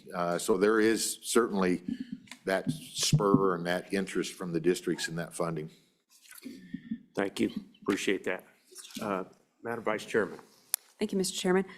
Director, from the last appropriation, how much is left for the security and safety? Mr. Chairman, let me ask Shelby, but off the top of my head, I think the beginning of this previous year, we had about 1 million that hadn't been funded, that was left to pay out, but we had a number of projects that were underway, and so that dollar figure was much less than that. Madam Chair, the last time I looked, it was around $750,000. That being said, as we've been working through these reversions, we've been working really hard with the districts that have completed some safety and security projects that had remaining money. So that doesn't revert back to the state, that reverts back into their safety and security pot of money that they can use for other projects. So that probably has adjusted a little bit just here within the last few weeks. But last I knew, we were around 750,000. Go ahead. Thank you, Mr. Chairman. I heard mention in the last meeting that there was some funds appropriate at one time from Homeland Security, or they were looking at that. Did I understand that right? Director, go ahead. Mr. Chairman, there's actually when we talk about safety and security, there's really three different mechanisms that kind of tie this all together. And so you have funding from the WDE, and then we work with Homeland Security. And Homeland Security has given grants out for different types of funding that the schools can apply for. And then we have the funding that comes through our department. We're more geared towards the hard part of the building, hardening the building, that layer. WDE is in the training mode and how do you, use stuff through the block grant on that side, but it's not hardening of the building. That comes through us. And then Homeland Security can really bridge that gap in between. So one of the things that you probably heard me talk about the last meeting that we're doing with Homeland Security is that Homeland Security has offered to come out. There's some funding available to come out and look at either districts or individual schools and run through those and assess what that looks like for that particular school. And then from that would be maybe some of the requests. What do we need to do to get up to that next level? And that's where Homeland Security's coming in. Yeah, thank you, Madam Vice Chairman. Good question. Anything else for the director? Anything for Director McComey? Okay. Ms. Carlson, anything that you want to add or anything? I think so, Mr. Chairman. Thank you. Okay, thank you very much. Appreciate it. Any comments, commissioners or chairman? Did they reflect adequately what the work you've done? All right, good deal. Yeah, that's great. Let's go to public comment. Is there anyone who'd like to come forward and address any of what you see in 0086, which is the appropriations bill for school facilities? Mr. Farmer, good morning. I think it's still morning, isn't it? Thank you, Mr. Chairman. Brian Farmer, Wyoming School Boards Association. Just very briefly, to go to that page 14 language on the school safety security stuff, really do encourage you to look at some more generic sort of language, something that loosens that up. Mr. Chairman, I think the reasons are, as the director said, these are things that have largely been vetted. But if you think about your own computer or your cell phone, most of us don't have one that's 7, 8 years old. And as you heard from the districts, the concept of school safety security from the facility standpoint is very different from that 2015 study that was done. And so I do think a lot of the reasons that you're seeing different priorities from local districts is that as they assess their needs, they're thinking about systems. So this is almost no different than HVAC or an elevator or any other system, security electronics, control systems of a school district. A key is no longer a key to the building. Oftentimes the key is some type of electronic device, a fob, a card, something like that. So as we think about security for facilities, that's looking very different today than what was in that 2015 study. That's why the priorities from districts are not necessarily the same as what we saw back then, that we're looking at how do we secure that building? How do we ensure that those kids are safe? If there is more need than there are dollars, you can be assured districts are going to try to get as much as they can from the dollars that are there. So cost effective, nobody's going to be wasting money. They're going to use what they can to get what they can out of the dollars that are there. And on top of that, I just wanted to bring to your attention, for a school district with their property insurance, they're already doing risk assessment things, and to get the best rates they can on their property insurance, they're looking at risk, and they've been identifying risk with their property insurance. And so that's helping them to think about, where do we have risk? How can we close that gap? And so they're really thinking about it globally. So the degree that we can get this done faster, the language that's there now might get it done, but it's going to take a while for it to get done. So we need to get this done as quickly and expeditious as we can, and trust the process that the commission, the department, the districts are going to keep it cost effective and appropriate. Thank you, Mr. Chairman. Mr. Farmer, well stated. I'll come to the representative here in just a second, but I know you've already started working on that language, right? I know Senator Rothfuss is. Anyway. Mr. Chairman, I think it's just striking things. Strike, things? strike. I thought maybe you had some words you could throw on us. Representative, go ahead. Thank you, Mr. Chairman. On the, Mr. Farmer, when you talked about schools already doing risk assessments to look at potentially reducing maybe insurance costs, what's like a dollar figure? Do you have any examples from a district that we could at least hold in our minds anecdotally in terms of if they don't have a vestibule, what does that mean for an insurance premium costs and things of that nature? Mr. Farmer? Mr. Chairman, I don't know that it's that specific. I think it more would come to part of what the district will do in order to get their most favorable insurance premium is do a risk assessment. So the risk assessment might be identifying doors that don't have locks on them, or it might be identifying other points of access to the facility that need to be secured. And so it comes more to simpler things like that than it would be that there is sort of an actuarial value to a vestibule. If there is, I don't know what that is. Okay. Anything else, committee? Anything else?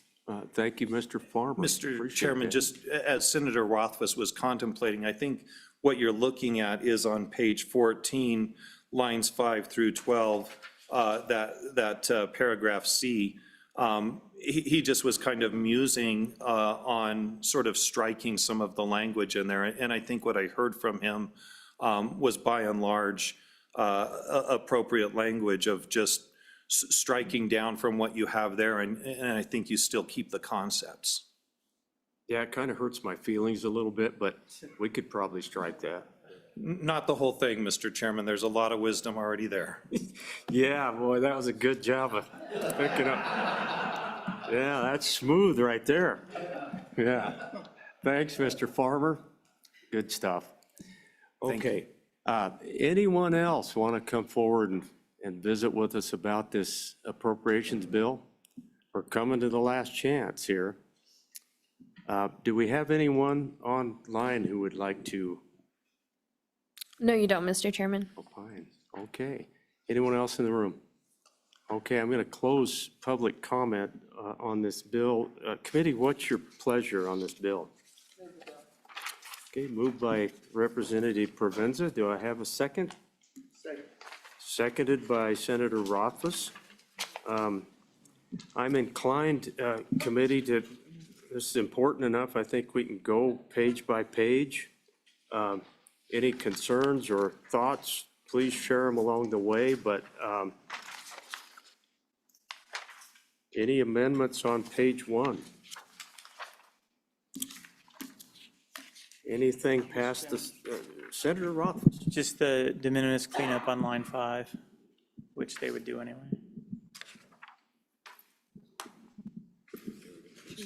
Yeah. 2024 is too far in advance. Say that again. Just the technical correction on page 1, line 5. That's Line 5.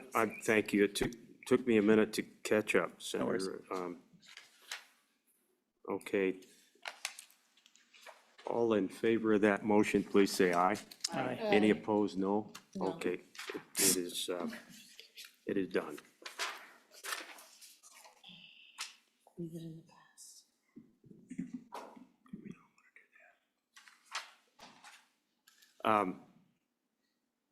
Ms. Heidrich, did we do the right thing there?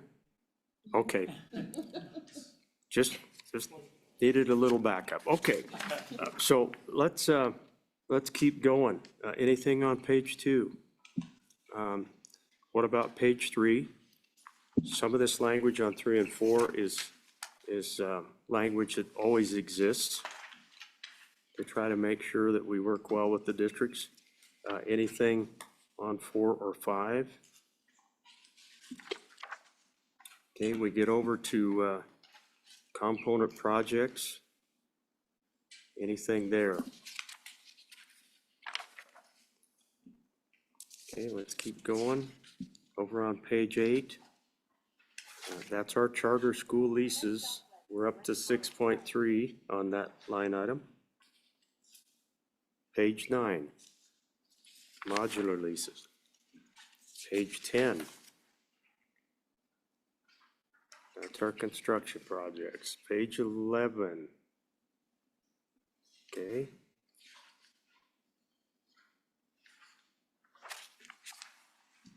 Page 12. On over to page 13.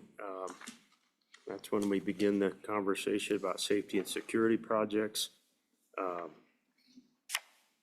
Finally, page 14, Senator Rothfuss. Representative Provenza. Thank you, Mr. Chairman. Instead of striking those lines, I think probably the best way to still get a cost-effective method and strike the language so it's not overburdening our commission is to, on line 9, after is, strike the most and insert A. So then that line 9 reads, ensure the remedy is a cost-effective, then line 10, method to address the safety and security need. And then I would strike the remainder of that line as required. And I would strike on line 11 by WS 2115-117. So then the from lines 9 to 12 reads, ensure the remedy is a cost-effective method to address the safety and security need, and then comma, and specify a maximum budget for each remedy. Okay, committee, does everyone understand the proposed amendment? Do I have a second on that? Seconded by Senator Rothfuss. So 9 through 12. Ms. Heidrich, do you have that? Okay, Yes, Mr. Chairman. absolutely. Representative Provenza? Thank you, Mr. Chairman. So I think what this still does then is still has a requirement and intent of cost effective. So you're not striking it so that there's nothing in there. If a school district were to come in and say, you know, instead of a vestibule, we're going to build a wall around our entire school. And that's how you're going to be able to enter the school, then the commission can say, well, that's not very cost effective. And maybe a vestibule's better. So it still provides some, remedy for our heartburn when we think about cost effective.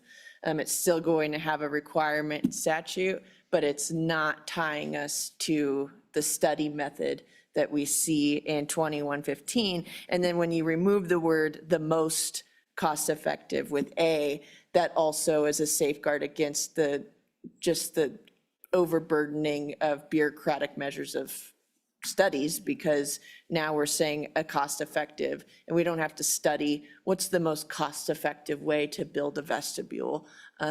We can rely on our commission to use their common sense and best knowledge rather than what's the most cost effective method. So, Representative, that's the piece that I like. I think keeping the commission still in the mix is a good idea. That gives us a level of vetting before it comes back to us or gets put out on the ground, and I don't think that's a bad thing at all. I'm getting a head shake from the chairman. I think this works for what it's worth. Anything else, committee? Any other discussion on the proposed amendment? Are you ready for the question? All in favor of the amendment, please say aye. Aye. Any opposed? No? Okay, that amendment has passed. We're back on the bill, committee. Senator, go ahead. If I might, on page 12, we kind of skimmed over it pretty quick, but there was discussion of a $600,000 removal that was in that number. Do we need to discuss an amendment for that amount, or are we comfortable with where it's at? Good question. Ms. Heitrig, can you help us with that real quickly again? I want to make sure we get it right. Certainly, Mr. Chairman and Senator Love, the unanticipated amount pursuant to committee direction from the last meeting was reduced by $600,000. The State Construction Department included in their budget request $600,000. It's a 6% contingency for unanticipated funds on the safety and security request, which is $10 million. And the discussion by the committee was they didn't believe it was necessary, given the $10 million sort of pot of money, to allocate an additional $600,000. So your LSO staff reduced the unanticipated amount by the $600,000. So it's Yeah, already thank you, Ms. Heitrig. Senator, go ahead. Yeah. Sorry, so it's already accounted for? It is. Thank you. It is. I thought it was, and I appreciate, Tanya, thanks for helping us make sure. That was a good question, though. I appreciate it, Senator. Okay, committee, anything else? Anything else? Are you ready for a roll call on this bill? Okay, let's take a roll call. We are considering LSO 0086. Mr. Chairman, on 26 LSO 86 K-12 school facilities appropriations for sponsorship as amended, Senator Dockstader. Aye. Senator Love. Senator McEwen. Senator Rothfuss. Representative Bratton. Aye. Representative Geringer. Aye. Representative Heft. Representative Provenza. Aye. Vice Chair Angelos. Aye. Chairman Landon. Aye. Mr. Chairman, that is 10 ayes. Okay, committee, thank you for your work on that. 2 meetings to get to that point. And again, thanks to the staff and to the agency. We'll go forward. That, as part of the process, this will now go to the Appropriations Committee, Madam Vice Chairman, and a couple of us will try to be there to help everyone understand, and then it will, of course, go to the legislature if it clears that hurdle. So, and it also goes to the governor. Okay, so Director, there's some more that you would like to share with us on some major maintenance stuff. And then committee, if there's anything else that we had to hurry through a little bit this morning, if you want to get back to something, don't hesitate. But welcome back up, Director. Okay, thank you, Mr. Chairman. And the Joint Appropriations Committee right now, we're scheduled, I think it's December 11th. They have, I think, 3 hours set aside, I believe it's in the afternoon, to hear 027 and the school facilities information, so. And that's at 3 o'clock in the afternoon? I think it's the last 3 hours, might start at 2. Mr. Chairman, I believe it starts at 2, Yeah. 2 to 5. 2 to 5. All right, thank you very much. Mr. Chairman, the final item that we have here today, we talked about, some thoughts on it from the last meeting, and that was we were required under session law this last session to report to this committee as well as I think it's the not joint appropriations. Yeah, Joint Mr. appropriations, Yeah, joint appropriations. For, how we would handle the state doing direct oversight on major maintenance projects. And it was really broke down into 2 areas. One for all projects in the future for all the schools. I guess a smaller version of that was all projects that were let since 2022 through 2027 or 8. It's in your study or in your report here. And then we also provided perhaps another option outside of that on maybe more of a consultation role in helping the districts move forward with their major maintenance work. So Director, just real quickly to back up only a little bit, because we had an opportunity to visit a little bit about this in our August meeting. I'm particularly looking at Senator Love just to catch up.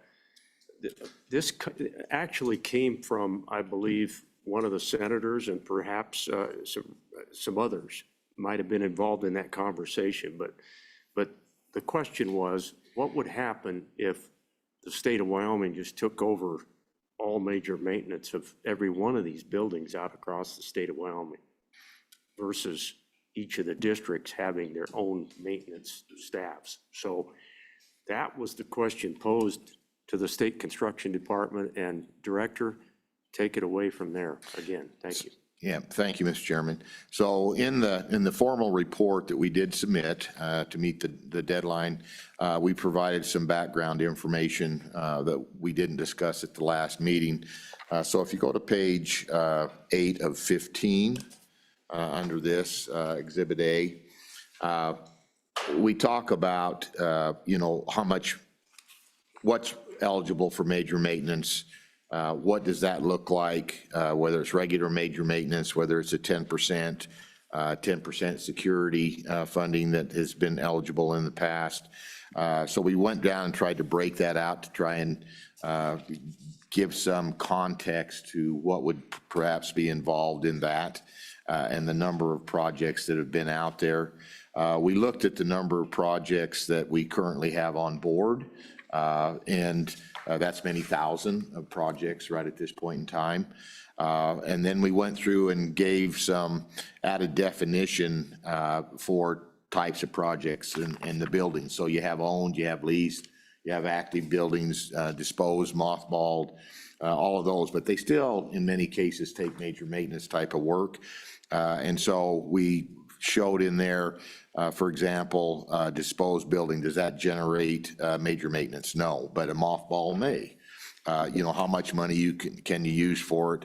Again, regular 10% or security funds, those sort of things, to break that out to show, I think, somewhat the complexity of major maintenance work that goes on around the state. And so those are found on pages 10 and 11.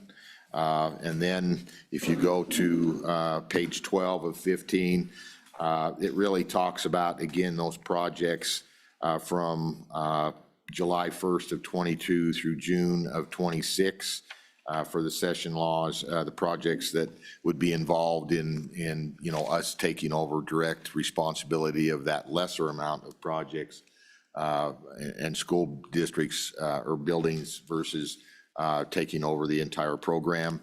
And then we went through, again, projects since 2022, if you look at page 14 and 15, just trying to track some of that work that's been done. We analyzed the impact. Obviously, if we took over all of the major maintenance, that's going to be a lot of personnel, a lot of vehicles just to get around the state with those personnel, office space for the personnel to try and do that. It would certainly affect our purchasing program that we have for the department at this point in time if we're out contracting for all of that work ourselves rather than the districts contracting that. And so we tried to break down how many folks we might think, and it's a bit of a crystal ball that would need for all those districts, because you'll have some schools, and I'll take Shoshone, Fremont. There's one school in that district. Would we need a full-time person there? Could they maybe coordinate work out of Riverton and Shoshone? You have in the Bighorn Basin, you have Basin and Grable school districts are literally 11 miles apart from their office buildings, their headquarter buildings. And so, could you get by with one person rather than two? But we showed two. And the thing I think to keep in mind is it's really going to vary too from district on how much work is done. So the more new buildings we build, at least on the front end of those buildings, you have less major maintenance work versus a district that would have primarily older buildings. And I think a sea change you would see there is, say, in Laramie 1 at this point in time, through that latest Mercer, a number of their older buildings are going to go offline over the next 5 or 6 years, and they're going to be replaced with new buildings. So the amount of major maintenance work that they're currently having to do on those buildings versus when they replace them with new buildings, then it's maybe, hopefully, if we build them right, it's 10 or 15 years down the road before you see some of that major maintenance activity. The other thing that, if we were to get into the nitty gritty and really have to look at this and move forward is, would you really want the state construction department doing all of the major maintenance work? So say you get a $5,000 pump that breaks down and it's existing, you call up and order pump XYZ, and they might even have it in their inventory because they have a number of these type of pumps for their buildings within the district. Do you want our involvement in that, or do you want our involvement in a bigger project, say roads or HVAC and those sort of things? So I think that's all still somewhat up in for discussion, I think, should this move forward from this point. But anyway, we offered a couple of suggestions. And again, as I mentioned towards the end, maybe I think the solution, if the thought is from the legislature that they think there needs to be more oversight, is a much fewer people. I would look for somebody, as I mentioned at our last meeting, that maybe has a background. One person would be in the electrical side, another person would be in the HVA side, another one would be maybe with a stronger plumbing background, those sort of things as a project manager. And so that when we have districts that have issues, we're there to offer help in some of those solutions. Again, you have some of your larger districts have a pretty good staff and a larger staff, but you have turnover, and we have some districts that have brand new facility managers, and they're trying to get up to speed. If we could be of service in that respect of helping, even potentially trying to problem solve solutions and help the districts doing that, I think that would be certainly the way to see more involvement from the state and oversight, particularly in those larger projects. Again, when a pump breaks down or something, I don't think you really need that stronger oversight. That's just a matter of replacing the pieces part, just like you would on your car if the tire goes flat or the alternator goes bad. I mean, you just do it, and that's what it is. It doesn't take a lot of insight in trying to figure out what's going on. So, questions, Mr. Chairman? Mr. Chairman, Madam Vice Chairman. thank you for this. My question would be, with the lack of plumbers, electricians, HVAC, I mean, I know I just had my HVAC worked on and they can't find anybody to work on it. Everybody's short-staffed. How hard would that be to staff those positions? I find that, I've actually thought about that, believe it or not, just because we've had some turnover in our project managers here, both on the state side and the school side recently. And I was struggling with, are we going to get any applicants? We got some really, really good applicants. It was one of those situations where you have 4 and 5 applicants that you'd say, I'd pick any of them. Now, okay, so which one do I pick? I've been in the opposite where I had 4 or 5 applicants, and I'm going, I don't know if any of them are going to fill the role. So right now, on the project manager side to do that, I think where it would come in was, would you have somebody with that background in that particular area? That would be a little bit more of a stress point. And I'm not saying that I would want to hire necessarily a project manager that would be, say, a journeyman electrician. I would still want a project manager, but has a role in that. And we've been fortunate, first off, in our project management side, we're requiring that you have, 10, 15 years experience. I mean, we're not looking for somebody that's brand new into that. And what we're finding is a lot of the project managers that are coming forth and applying for these positions have been in that career field for even much longer than that, a number of them 30 years. And it's kind of, they've changed career, they've retired out of one, so they have a really vast background. And a couple of them that we've recently got in the military side, I mean, they were in charge of not only bases, but regional areas for bases, and we're fortunate enough to bring them on board. So we've got some really talented project managers. And again, and maybe it's just a fluke here in the last year, 18 months of putting that out and getting these applicants, but we're seeing them from not only across America, we're seeing them from foreign countries, Canada and different places where people are applying for these jobs, so.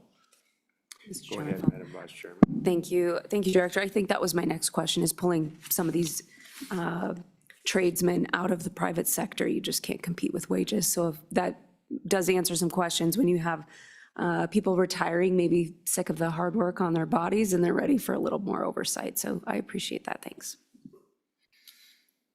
Anything else, committee? My thoughts on this committee is, when I first heard of the query and the desire to have our state construction department look at centralization at the state level, I was pretty skeptical. And but I really actually salute the effort to take a look at it. That's kind of what we do in the legislature. Is there something we can do better with, or can we improve the system by putting more folks at the top level? And so appreciate all the information, Director. And it feels like to me, if we really wanted to get serious about more centralization, we would probably need to take this up next year and work it all the way down through and to set it up properly. That would be my take on it, Director. What's your thought? I mean, if we really wanted to lean into this, I think it would take a little while, wouldn't it? Mr. Chairman, it certainly would. I think just from a cost standpoint, even on, if we're looking at 40 or 50 people, if we take the whole thing over, what's that going to be? What's the cost benefit ratio? I think to some degree, what's that going to be to do that? Again, how would that match in with the block grant? If the state is going to take over facility management, would you have facility managers in the school side? Or again, to me, the facility managers, when we use that term facility managers on the school side, and we have some here so they can weigh in on it, they're just, they're not necessarily the ones doing all of the wrench turning. They're monitoring, they're working with their principals, their superintendents, their teachers as things come up. They're working with their janitorial staffs, because you have the first leg of this three-legged stool of building maintenance is routine maintenance. So doing that routine maintenance, I can't see them getting rid of their facility managers from that role. And again, if we wanted to go somewhere between this extreme of maybe 4 or 5 and 55 folks, and as I mentioned earlier, it's a no-brainer to change out pump brand XYZ when the pump goes down. Those guys could do that. Maybe it's a lesser involvement at certain levels or those sort of things. So again, I would just soon not have to stand up a larger purchasing department to handle all the purchasing and all that. That would stay through the schools. So I think, yes. And the other thing that I think certainly would happen is you need the folks sitting behind me in the room to weigh in on that discussion on the districts on what that would look like. Yeah, I think so, Director. So committee, that's something for us to think about. Appreciate all the work that you put into it, Director. That's quite a bit of work that went into considering what that would look like. Again, I think if that's something that we want to take up, we can talk about it when we take up interim topics, and we could launch into it next year and have a good visit with all the good friends that we've got out across the state. Anything else, committee?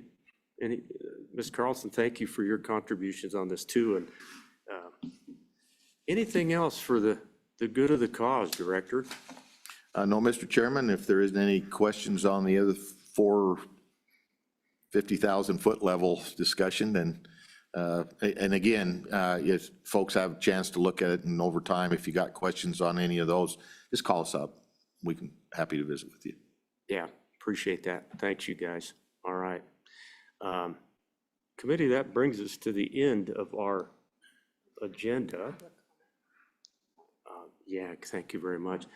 I'm going to offer one more opportunity for public comment on any or all of the above today. Anything else? appreciate all of you being here, by the way, superintendents, and facilities managers and all sorts of good folks. It always helps to have you alongside. Any other comments for the day? Okay, we'll close public comment. And Ms. Heitrick, can you kind of, we really only have the bill that we're sending forth, but any other thoughts as we go off into the world? No, Mr. Chairman, we'll prepare the letter to JAC and to the governor's office. I've already revised the bill drafts, so we'll include that. Budget Fiscals put together a table of the overall expenditures. We'll send that to both of you for your electronic signature, hopefully this afternoon. So, thank you, Ms. Heitrick, and I did just recall that, that we had a brief conversation earlier about whether or not we want to alert our colleagues on appropriations and/or alert the governor's office as to the issue of if we can't strike now on a design cost, it's going to cost our state $600,000 more dollars. On the one hand, I don't think it would hurt for us to forward that information and ask that we look at any other option or any possibility. But there was some consternation about that. So I just wanted to remind the committee that we did think about bringing that back up. So I did. What are your thoughts? Do you think, I guess looking at one of our appropriations committee members, do you think that would be useful at all, Madam Vice Chairman, to at least alert them to the fact that we're aware that we didn't get it covered and it might cost us more money, or what are you thinking? I think there's never, it doesn't hurt, Mr. Chairman, it doesn't hurt to alert. Tanya, could you comment what we discussed on break on just what you could research, and then we could maybe look at email later? Certainly, Mr. Chairman, what we had discussed is that I haven't read the rules. There are rules apparently that govern this that well that are noted in the statute, and so I need to take a look at those. But you could certainly, within the letter, alert them to the fact that it will be that you could have a cost savings for that particular line item if they were able to utilize funds immediately. And then state, possibly through emergency fundings or some other alternative method, and then kind of let JAC figure it out. Part of it is you're up against a time crunch. You can do it after the November meeting, but I presume they're going to want that in the package. In any event, you're going to, direct the agency to utilize those emergency funds. You are going to have to amend the bill draft to reflect that. Reduce it and then backfill the emergency funds as requested by the director. So, committee, having chaired a few of these committees in my time, I have always been kind of in favor of sending along memos to colleagues, erring on the side of communicating versus, gee, I wonder if the school facilities committee even thought about this, But I do think, I would admit, it sounds like Ms. Heitrick's already done quite a bit of work on this, and I think our options are pretty few out there. So I would be happy, and it sounds like the vice chairman would be happy to sign off on a memo and send it forward. But that's to the pleasure of the committee. So, Senator Rothfuss. Yeah, Mr. Chairman, I think it's our role to flag these types of issues and then try to be supportive and just indicate that we've identified this problem. It'll cost the state $600,000. We would support finding, if there is a solution, a way to put together a remedy and fund the design now so that we can save that $600,000. As Ms. Heitrick noted, laying out some of the possibilities of what that might be, I think is appropriate. And even recognizing in the letter that we might not be able to find a solution, that's just fine. If we can't find a solution, we can't find a solution. But it's our responsibility to be the ones that are looking at this in detail. Appropriations doesn't look at these issues as in as fine of detail as we do to understand all of these nuances. So as we've done in the past, flagging it and making note that we would like to see this resolved.